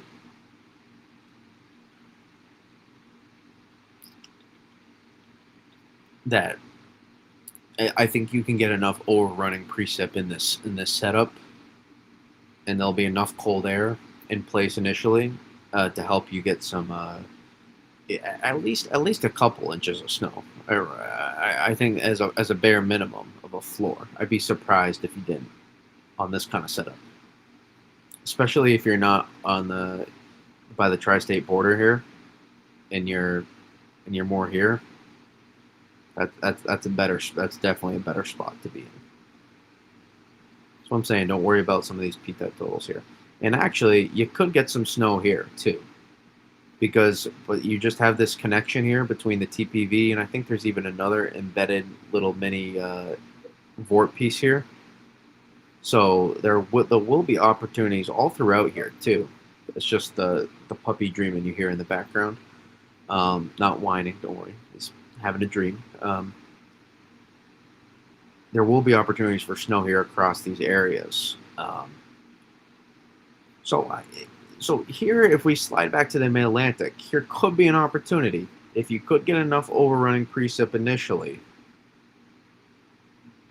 maybe, just maybe, you could get some light snow initially. Some light snow totals initially. Maybe you could get a coating to an inch in some of those places that I'm not as optimistic on. But reality is here, I actually don't love the Euro pushing the rain snow line this much into this spot here. Like that's interior. I mean, I guess that's. I mean, northwest of Philly. I wouldn't buy that on that run. And also, if it's a really slim margin, even if you do have a coastal wind, dynamic cooling will win out. So keep an eye on that as we get closer. Here's what I'm saying. There's too much mischief still at this point. And again, it's not based on models. It's just based on the overall idea for me to be looking at the temperature profiles though quite yet and be so obsessed with them. I just can't. I just can't. It's not worth it. What did I miss on the Euro? Good or bad? Euro was a great run. Maybe not if you're in coastal Mass, but Euro was a great run.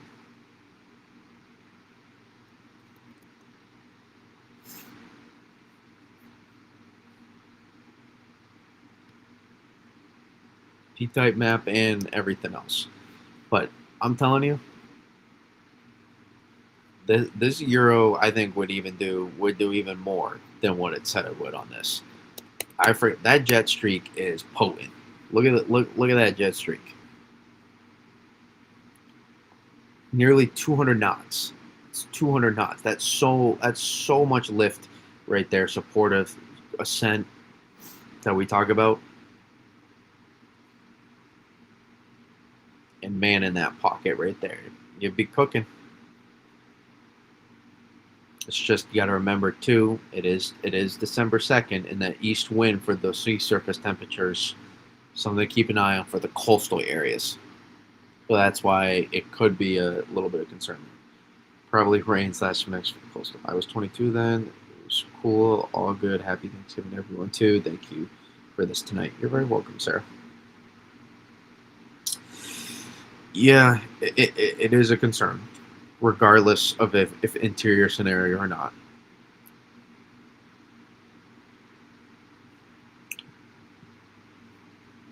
And that's something a high res model like the Euro will pick up on better than the GFS or the Canadian as well.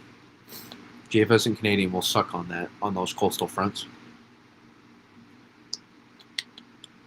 but on the other side of the coastal front, you dump at the same time. You will dump, dump, dump more than you would after Thanksgiving dinner. Sorry for it was a little vulgar, but you get the idea. I mean, I can't get enough. I love this Euro run from an upper level standpoint. I love it. I think you would fire away. Look how explosive too. Late development here.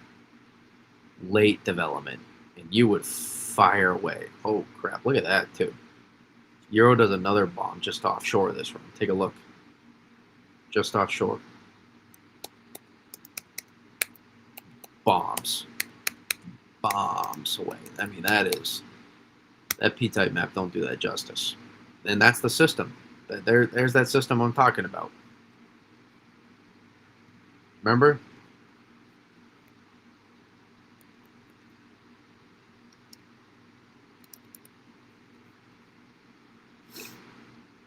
I've been following this guy for like a week now.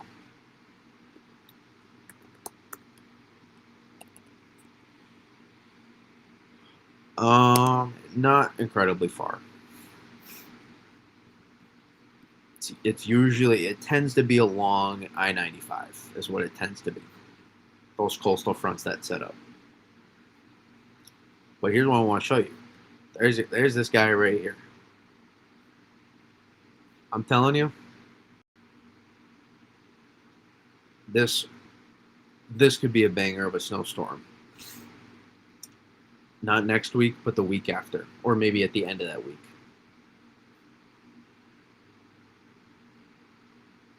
Give it about 8 to 10 days from now, roughly. Let's say 8 to 10 days. Keep an eye on this guy right here. Keep an eye.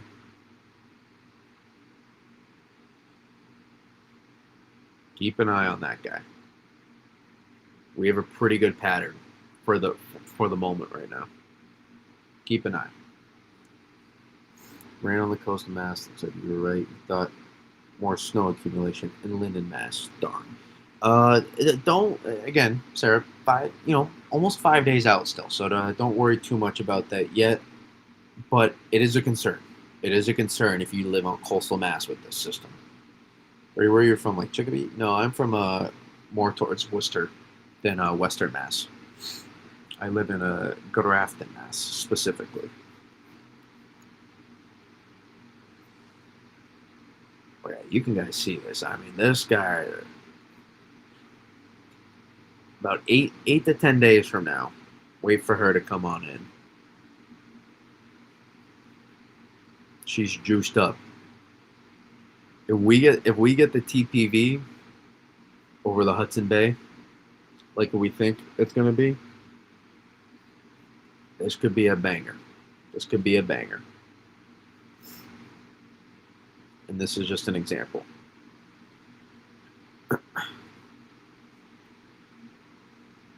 I mean, if you think that's impressive, I mean, ladies and gentlemen, that is next level right there.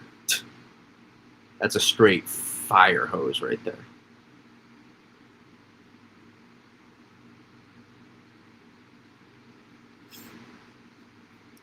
At that point, it will come down to a little bit of stream separation. Remember, though, operational runs that far don't matter. Each one will have to travel about 40 to 50 miles inland as a whole. Yeah, that's not a concern. It's a little bit diggy. You are on the coast. You do have the water into the near Providence that comes in, near Buzzards Bay and stuff. So you're not like technically that far inland, but you are in a better spot relative, I think, to southeastern Mass. So to say, like South Shore.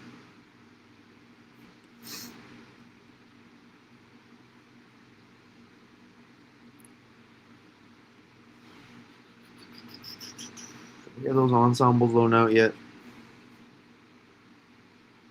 I'm getting there. Take your time. See if the Euro AI is picking up on that too, down the line.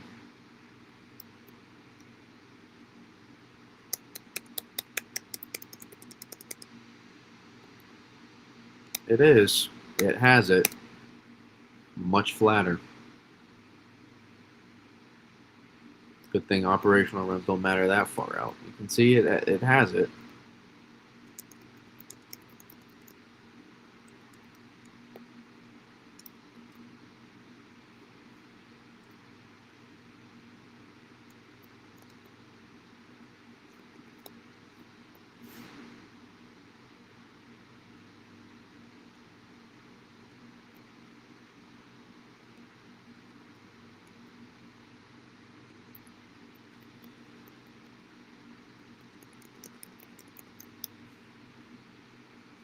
That'd be a pretty smart. Yeah. So that's something to keep an eye on. There'll be several opportunities after this, I think, as well. There'll be several opportunities after this. Kind of like Sebastian Maniscalco. Uh, I don't want I don't want ice the whole storm. You will not. I'm telling you, it will be hard. Eastern New England, you will not ice. I can almost guarantee it. Maybe some sleet mixed in it, in theory. This does not have. This is more of a sleet concern back into here.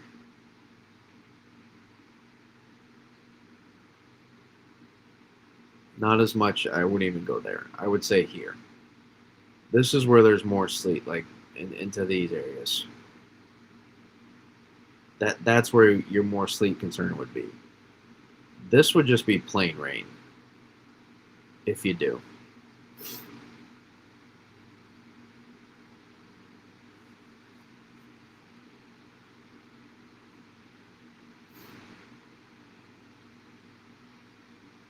Uh, yeah, I'm in that Dayton area as opposed to Cincy. I agree. So we got active, we got a Midwest storm, we got that ends up being an interior snow event as well, like we talked about, and then we have the storm next week that's coming as well, and then we have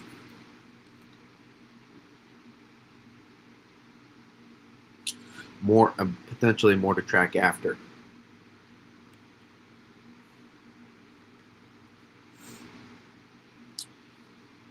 And vorticity equals lift? No,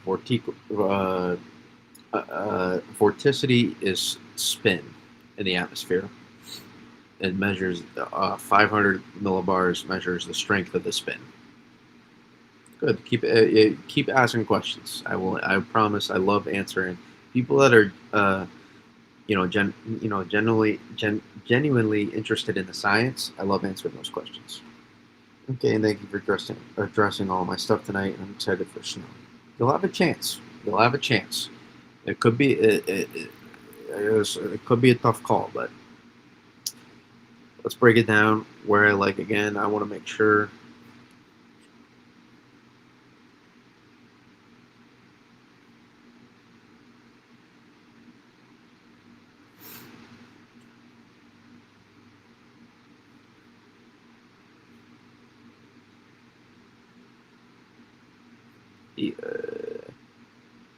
No.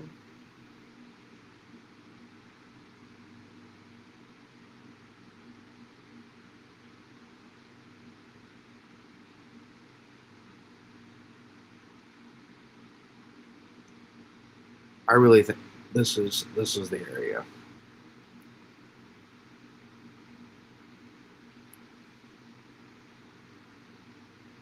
This is the area right here that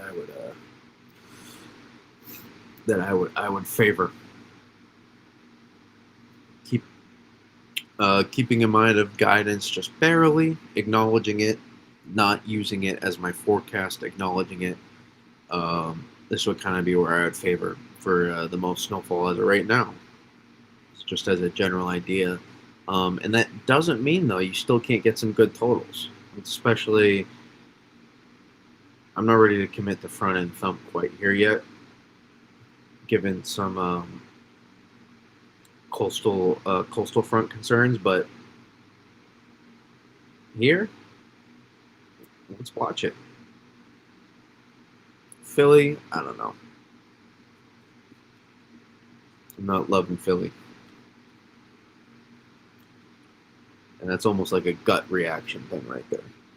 Will a Western PA get snow Tuesday? Yes, you will. You will get snow on this. It would take a more extreme interior solution to be able to get an all-out snowstorm, so to say. But I'm pretty confident you will get at least some, especially as the energy moves through.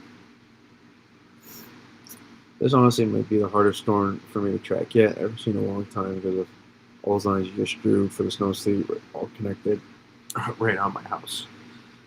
It's not.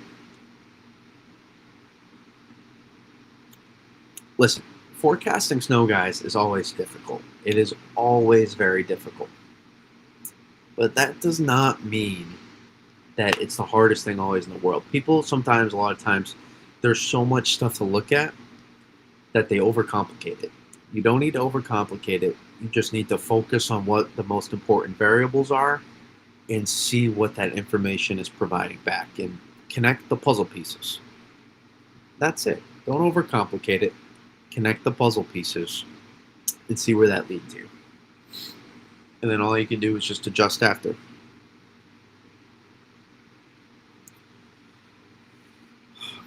I have a basketball game on Tuesday in Springfield, Mass. And it's not happening.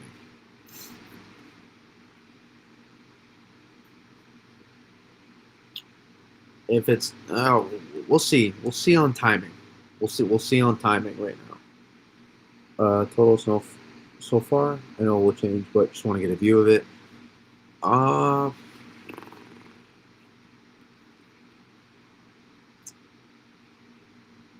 It's hard, but I would say you have at least an opportunity for 1 to 3 here. Oh no, it came unplugged. God freaking damn it! How did that happen? It was like connected and everything too. So I'm limited on time here. It looks bad mismanagement here on the battery from me. Yeah, I know. It came unplugged again somehow. You picked up on that, McLovin, right away.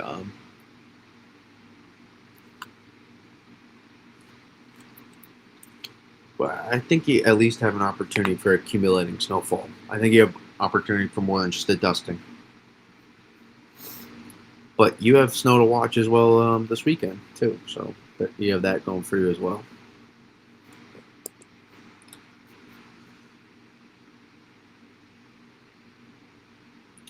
Yeah, and it could be a little bit more, maybe, but I don't know. I don't really know the specifics quite well, and to be honest, Western PA is a little bit more on the brink of my forecasting. I don't have a lot of people. I just don't have a lot of people in my following from there, so I don't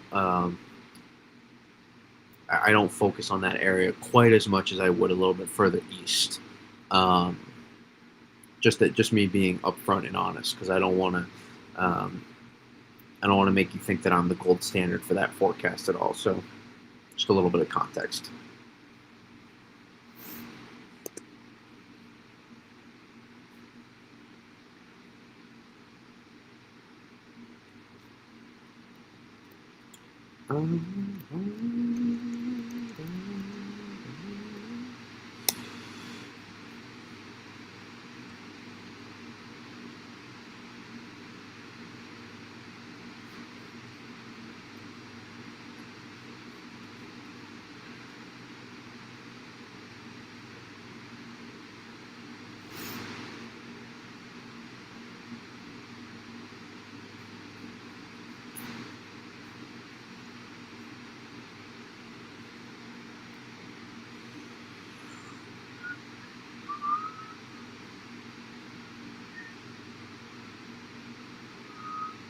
Why did it skip 32 hours?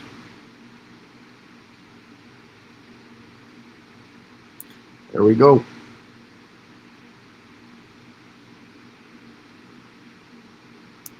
That's what we want right there from the Euro AI. It's a pretty good look.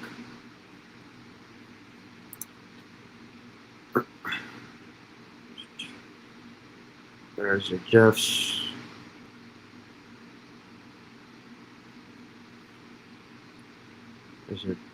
There's not your Canadian. You can take a look at some of the panel members, though.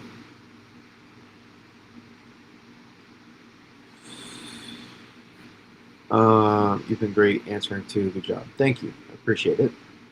We are right in that red line. Rats, rain, boo. That would not be good for you. No, it wouldn't.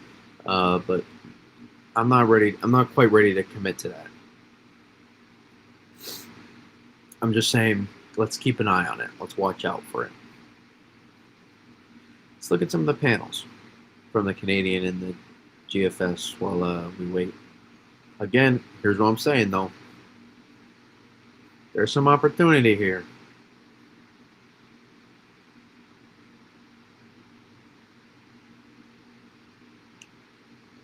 Sunday, accumulating snow. Keep an eye on it. I think that could surprise some people, not because it's not been forecasted, just because it's not being talked about much. It's being talked about more as a Midwest storm. But let's see here some of the panels. You get some interior, you got some New England, you got some interior. Canadian ensembles kind of been all over. So then you have your other boom. Yep, just a massive spread on the Canadian. So not really all that helpful. See the Jeffs, man, have been looking. Some of these runs have been juicy. I've been posting some of them just for fun, but they really have been. There's a banger. There's some interior. There's a solid.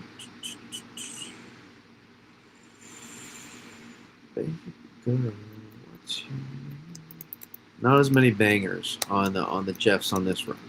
So that's what I'm saying. You get one run with like example like 2 feet on the last one, it'll skew the snowfall numbers, and then people look at that and be like, oh man, storm's not coming. It's like no, you're not maybe looking at the information is right.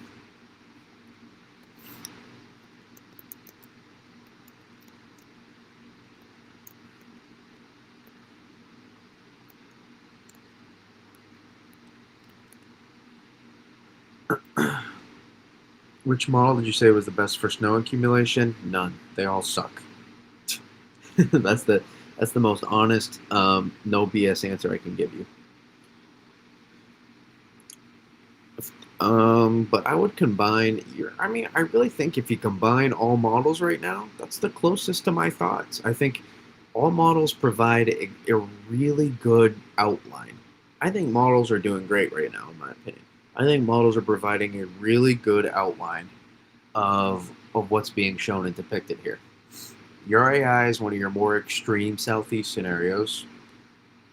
Euro and something Euro is kind of a little bit of a middle ground, and then the Canadian and the GFS are just barely northwest of that as well to highlight maybe a little bit more of an interior possible scenarios.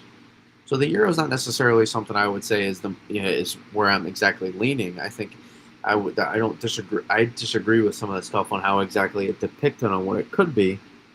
I just think that they're providing a really good range of outcomes right now within a realistic probability. Happen to. Not models are what I'm looking at, and I'm taking the middle ground of models and being like, okay, this is what's going to happen. I'm looking at all the stuff we talked about, and this is what makes sense. I'm telling you, the thing that has me kind of excited about this storm is the upper level jet here. That to me, that's the key. This is the key on this system here, and people are going to look at it and be like, oh, southwest, uh, fast southwest flow, it's whatever. That's juicy. Juicy's juicy. I don't care how fast the storm's moving. It's juicy. It's not in and out in 2 hours. It takes time still. And you thump away when you do it. You thump. I mean thump. One of those where it would be a hard thumpage in a quick amount of time, and those setups can tend to surprise.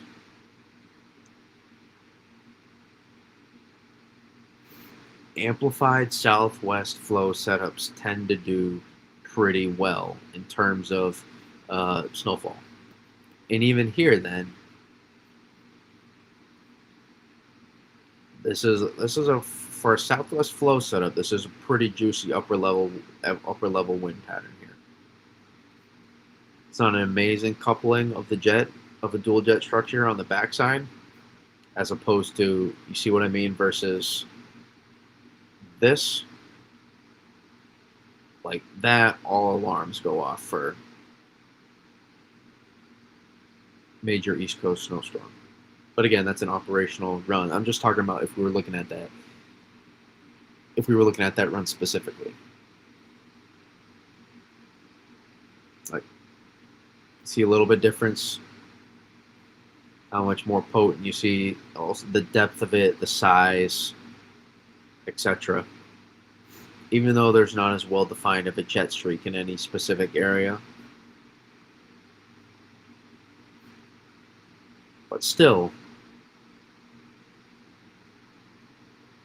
it's really solid. The key is when you see that breakup in the jet.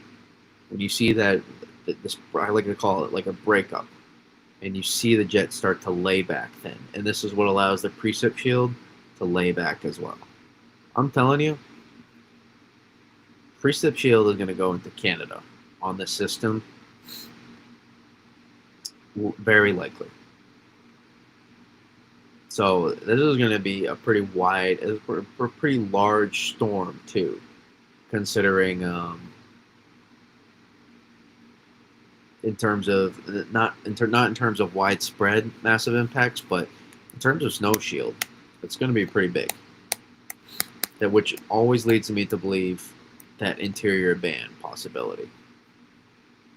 That band, or you weren't expecting to go that far, does. I'm just curious to see where the problems were. Was it 925? No, 925 not the problem. 850, fantastic. 925 a little bit more, but even that's the end of the run. Hold up. 925 not your problem either. It's right off the surface. It's a surface wind right there. It's a surface temps.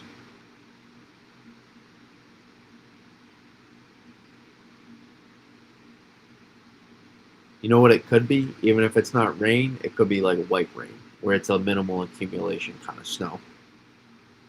I wouldn't be surprised if it's that instead of the straight rain as well. Actually, I want Celsius. So yeah. Look at the surface. You can even see it out ahead. Way it builds on land.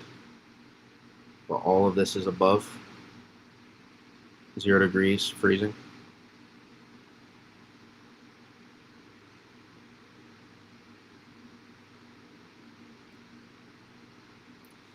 I would suspect temperatures would be a little bit more efficient inland. Some of these areas, I would suspect, just based off surface value. No pun intended. But yeah, that's kind of your problem. Coastal front sets up. If on that specific run, and you can see.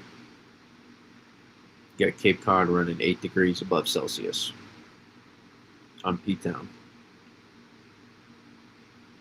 Let's see the difference. Just inland, 1 degree above Celsius. So you would still have a shot to see some snow there, probably, especially on heavier rates. Boston, right on the coast, 4 degrees above Celsius. Above, or 4 degrees Celsius, 4 degrees above 0. Geez. Fahrenheit. can see that 34. Actually, that's not as bad. 30. So, yeah.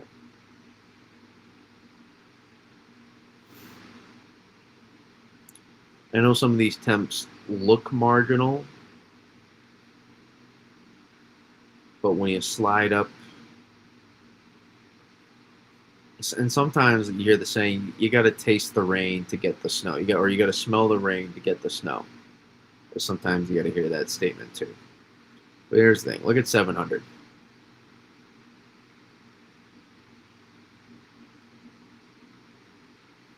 We're plenty cold at 700 here.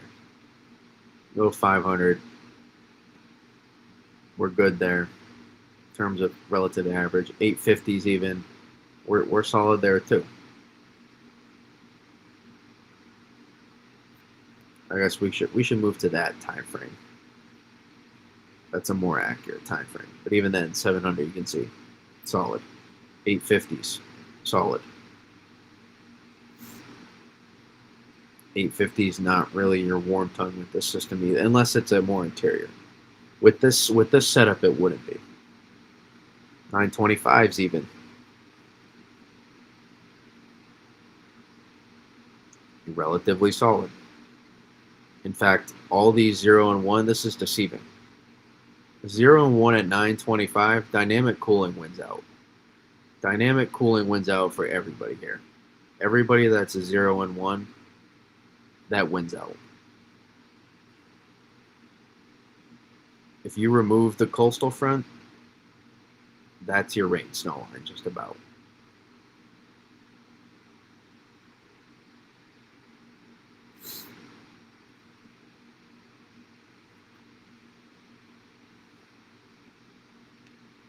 Those temps, it's so damn close. Off topic here, do you see those football games today? They're crazy.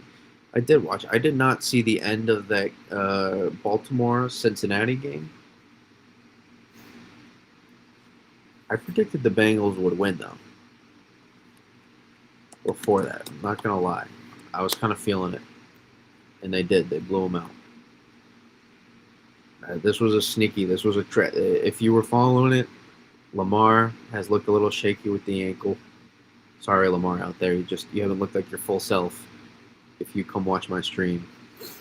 And Cincy looked good last week. My Patriots played them last week. Everybody's like, oh, Cincy. No, they played good. Their defense was not the worst defense in the NFL, I'm telling you. That was not the worst defense in the NFL. They were better. They were better last week. And that was maybe a decent win, regardless of Joe Burrow or not. So there's an NFL tape. Sorry. Let me get away from that. How much battery do I have left? All right. Just enough for a few more minutes at least. My grandfather is wondering if he should have the snow blow ready for Tuesday just in case. For you, I feel like shoveling, for a lot of Rhode Island, shoveling is really the case to be fine. What would prevent a coastal front from forming? A less prevalent surface wind, I would say. Maybe sea surface temperatures are slightly cooler than anticipated, barely. That would help a little bit. Are you talking about 3-inch plus per hour rates when you say thump? I don't know yet.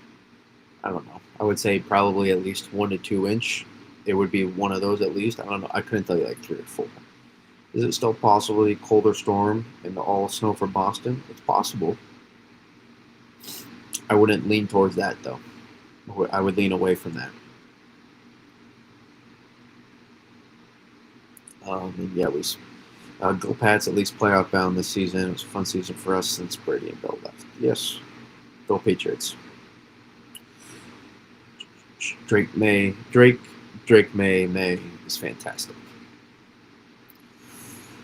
Again, yeah, prevent the coastal front from forming. It's really hard on these setups to not get it from forming, to be honest, guys. I'm not gonna lie. It's very difficult. Pray hard, Noah.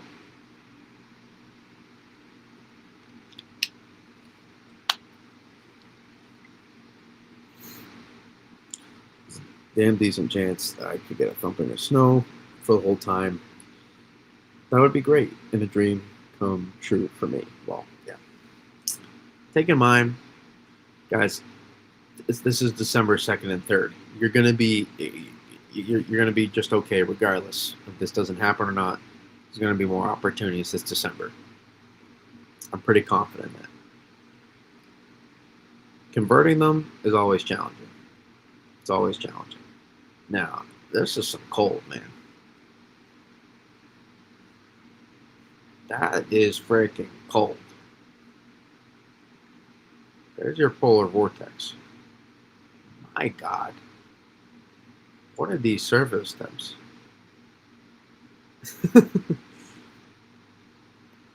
These single digits. Freaking 6 degrees. I mean, that is cold. So I guess something to keep an eye on. It seems like all models are kind of converging. There's gonna be some. There could be some pretty good cold next late next week. Keep an eye on that. That's the part of this polar vortex disruption. I'm a Boston fan too, says McLovin. Well, then you are on the right side. No, just kidding. Doesn't matter what kind of fan you are. If you're in here for the weather, you're just fine. But if you're a Boston fan, extra points.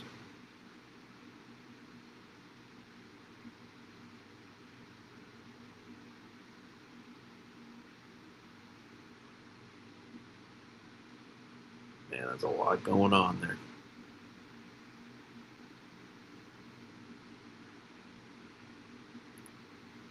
But it's all those Rosby waves coming in, man. With this December pattern, listen, guys, stay patient. Stay patient, I'm telling you.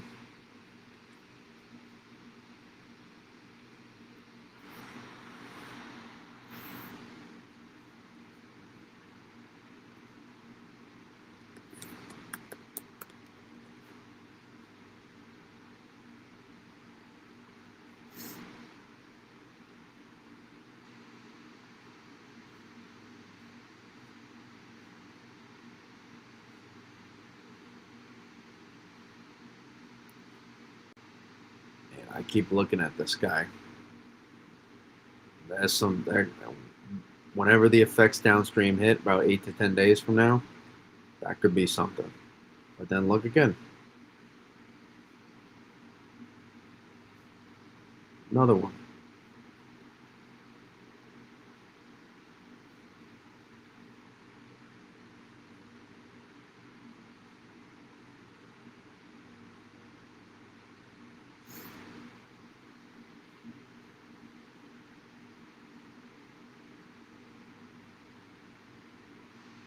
And then another one, DJ Khaled. And man, that one takes its time. You gotta remember, since it was a Canadian warming. It starts with Eurasia getting into the action for where the main displacement of that polar vortex is. So take a look. Here's Asia. I mean, guys, that's 850s. See the displacement there? They're cold, but it seems like we benefited really well because look how it's displacing. Go to the northern hemisphere.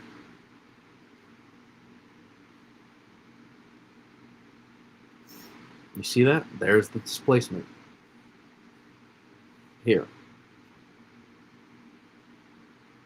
Not here.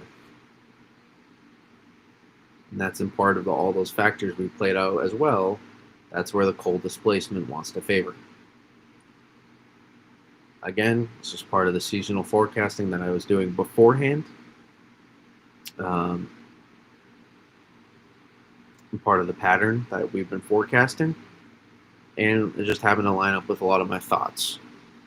Now, granted, I thought maybe there could be one opportunity in November to maybe get snow a little bit closer to the coast. Not necessarily hit the coast, but have a good night as well. Hitting Mega. Should get some rest too. Quite late for us on the East Coast. I am beyond tired right now. Usually I can handle being up late well, but I've been going to bed a lot sooner lately, and getting up earlier, more sleep. But I'm just exhausted. I'll probably try to sleep in though a good amount tomorrow if I can, because I'm gonna need the rest coming up here. A lot of tracking. But yeah, so I thought maybe a little bit closer to the coast there could be an opportunity, but um, yeah, Drake May, who knew law? Yeah, Drake May is going to be unbelievable. I'm telling you, he's going to be unbelievable. You can take my word, weather forecasting. I'm telling you, take it for that too. He's gonna be legit. Already is legit, but he's gonna be even better than some people think. So yeah, so again, I thought maybe a little bit closer to the coast we could get a snow event this November, but we did get flakes fly, but like several times. So it's not like we just a little pretty. We did several times. We had flakes down to get close to New York City, New Jersey coast, etc. Thank you again for tonight. Have a great rest of Thanksgiving. You too, Sarah. You as well. Thank you for coming in. So that is kind of what I thought in November, and we've seen I predicted ski country would do really well. Exactly what we saw with that as well. Ski country done amazing. Jay peaks at like 100 freaking inches of snow. Um, Adirondacks, are like several feet of snow at this point, like 2 to 3 feet already.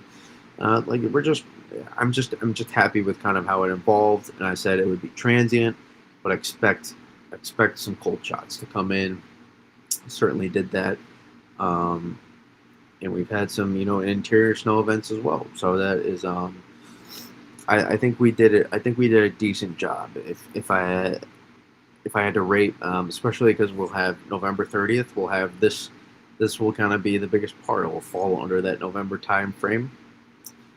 This interior event here, and that will kind of help my forecast as a whole for November. And I would give it about a BB plus. I wouldn't say I can't really go into that A range, just given I thought we'd get one event a little bit closer to the coast, just a little bit. One more event, I would say, um, or at least one more not far interior, but one interior event. I would say again, not a coastal hit, but something a little bit closer. And so I try to be critical of myself, not doubt myself, not self-deprecating like terribly badly in that sense. But I just try to make sure that when I put out a forecast, you guys know how I did. I want you to see my results because I'm seeing them as well, and I want to make sure I do well. It's really important. Really important for me to get the verification.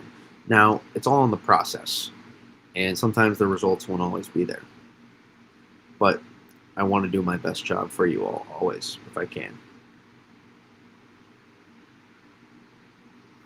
I want to do my very, very best.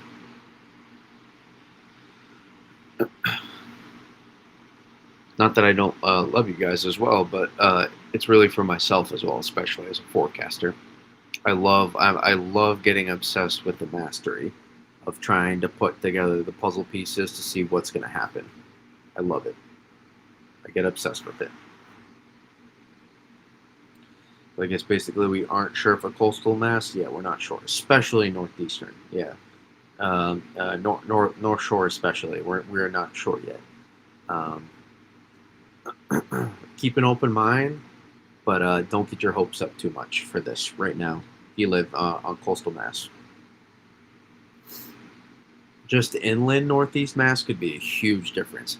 5 mile difference in by Essex County in Mass, uh, and by coastal Mass there, it could make a huge difference. Huge difference. But yeah, I'm going to keep doing my best to kind of hone down in. We'll look at these ensembles and then we'll call it. So let's see what we got here. Warm, probably. Okay. And maybe, though, Northeast Mass, you can get dynamic cooling to work out in your favor.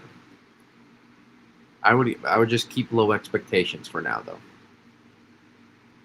But if you do, you have some really good potential. It's a really boomer bust scenario in Northeast coastal Northeast Mass.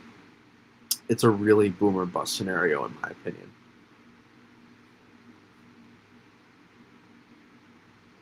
Solid, solid, solid, solid. Really solid. That is a fantastic look.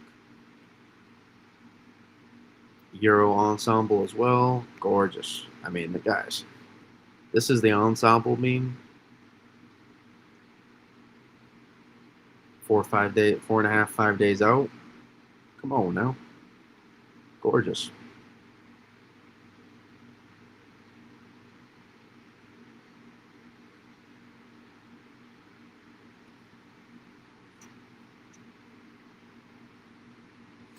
Go on, hold out on me. Don't. If the stream does for some reason end abruptly, you'll know why. My battery's on 5%, but I think I'll make it. I think I can. I think I can. All right. Oh, it's not that far out yet. Are these? They are. I don't know why the others were taking so long. Euro AI, I'm telling you, showing that interior. Sneaky. Keep an eye on it. I'm telling you.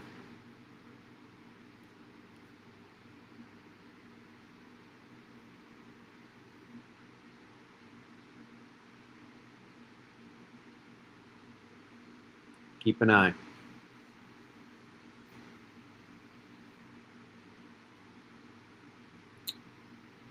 Sunday. Sunday, that is. And here is not sneaky. And oh boy. Guys, that is. These are loaded. These are freaking loaded. I might have to post these. These are freaking loaded. That's just half the members. Guys. These are loaded. These are freaking loaded. That is impressive.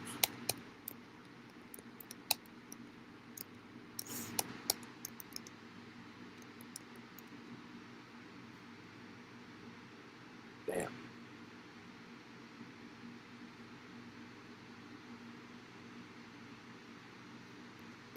I mean, woof.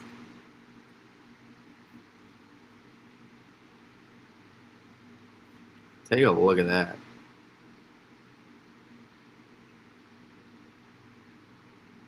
Woof, woof, woof. That is a meme right there. And again, an ensemble means not going to pick out all the specifics of that, like a coastal front along here. It's not going to pick up on that.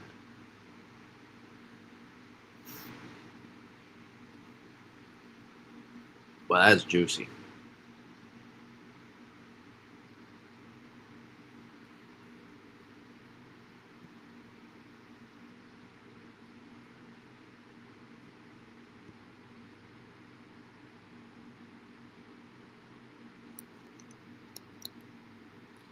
Seems like the Euro ensemble picks up on it a little bit better.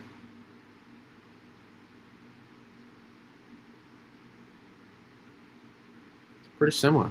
It's pretty good consistency there from 12Z. I think it's a little bit. So yeah. But it looks better from the upper levels.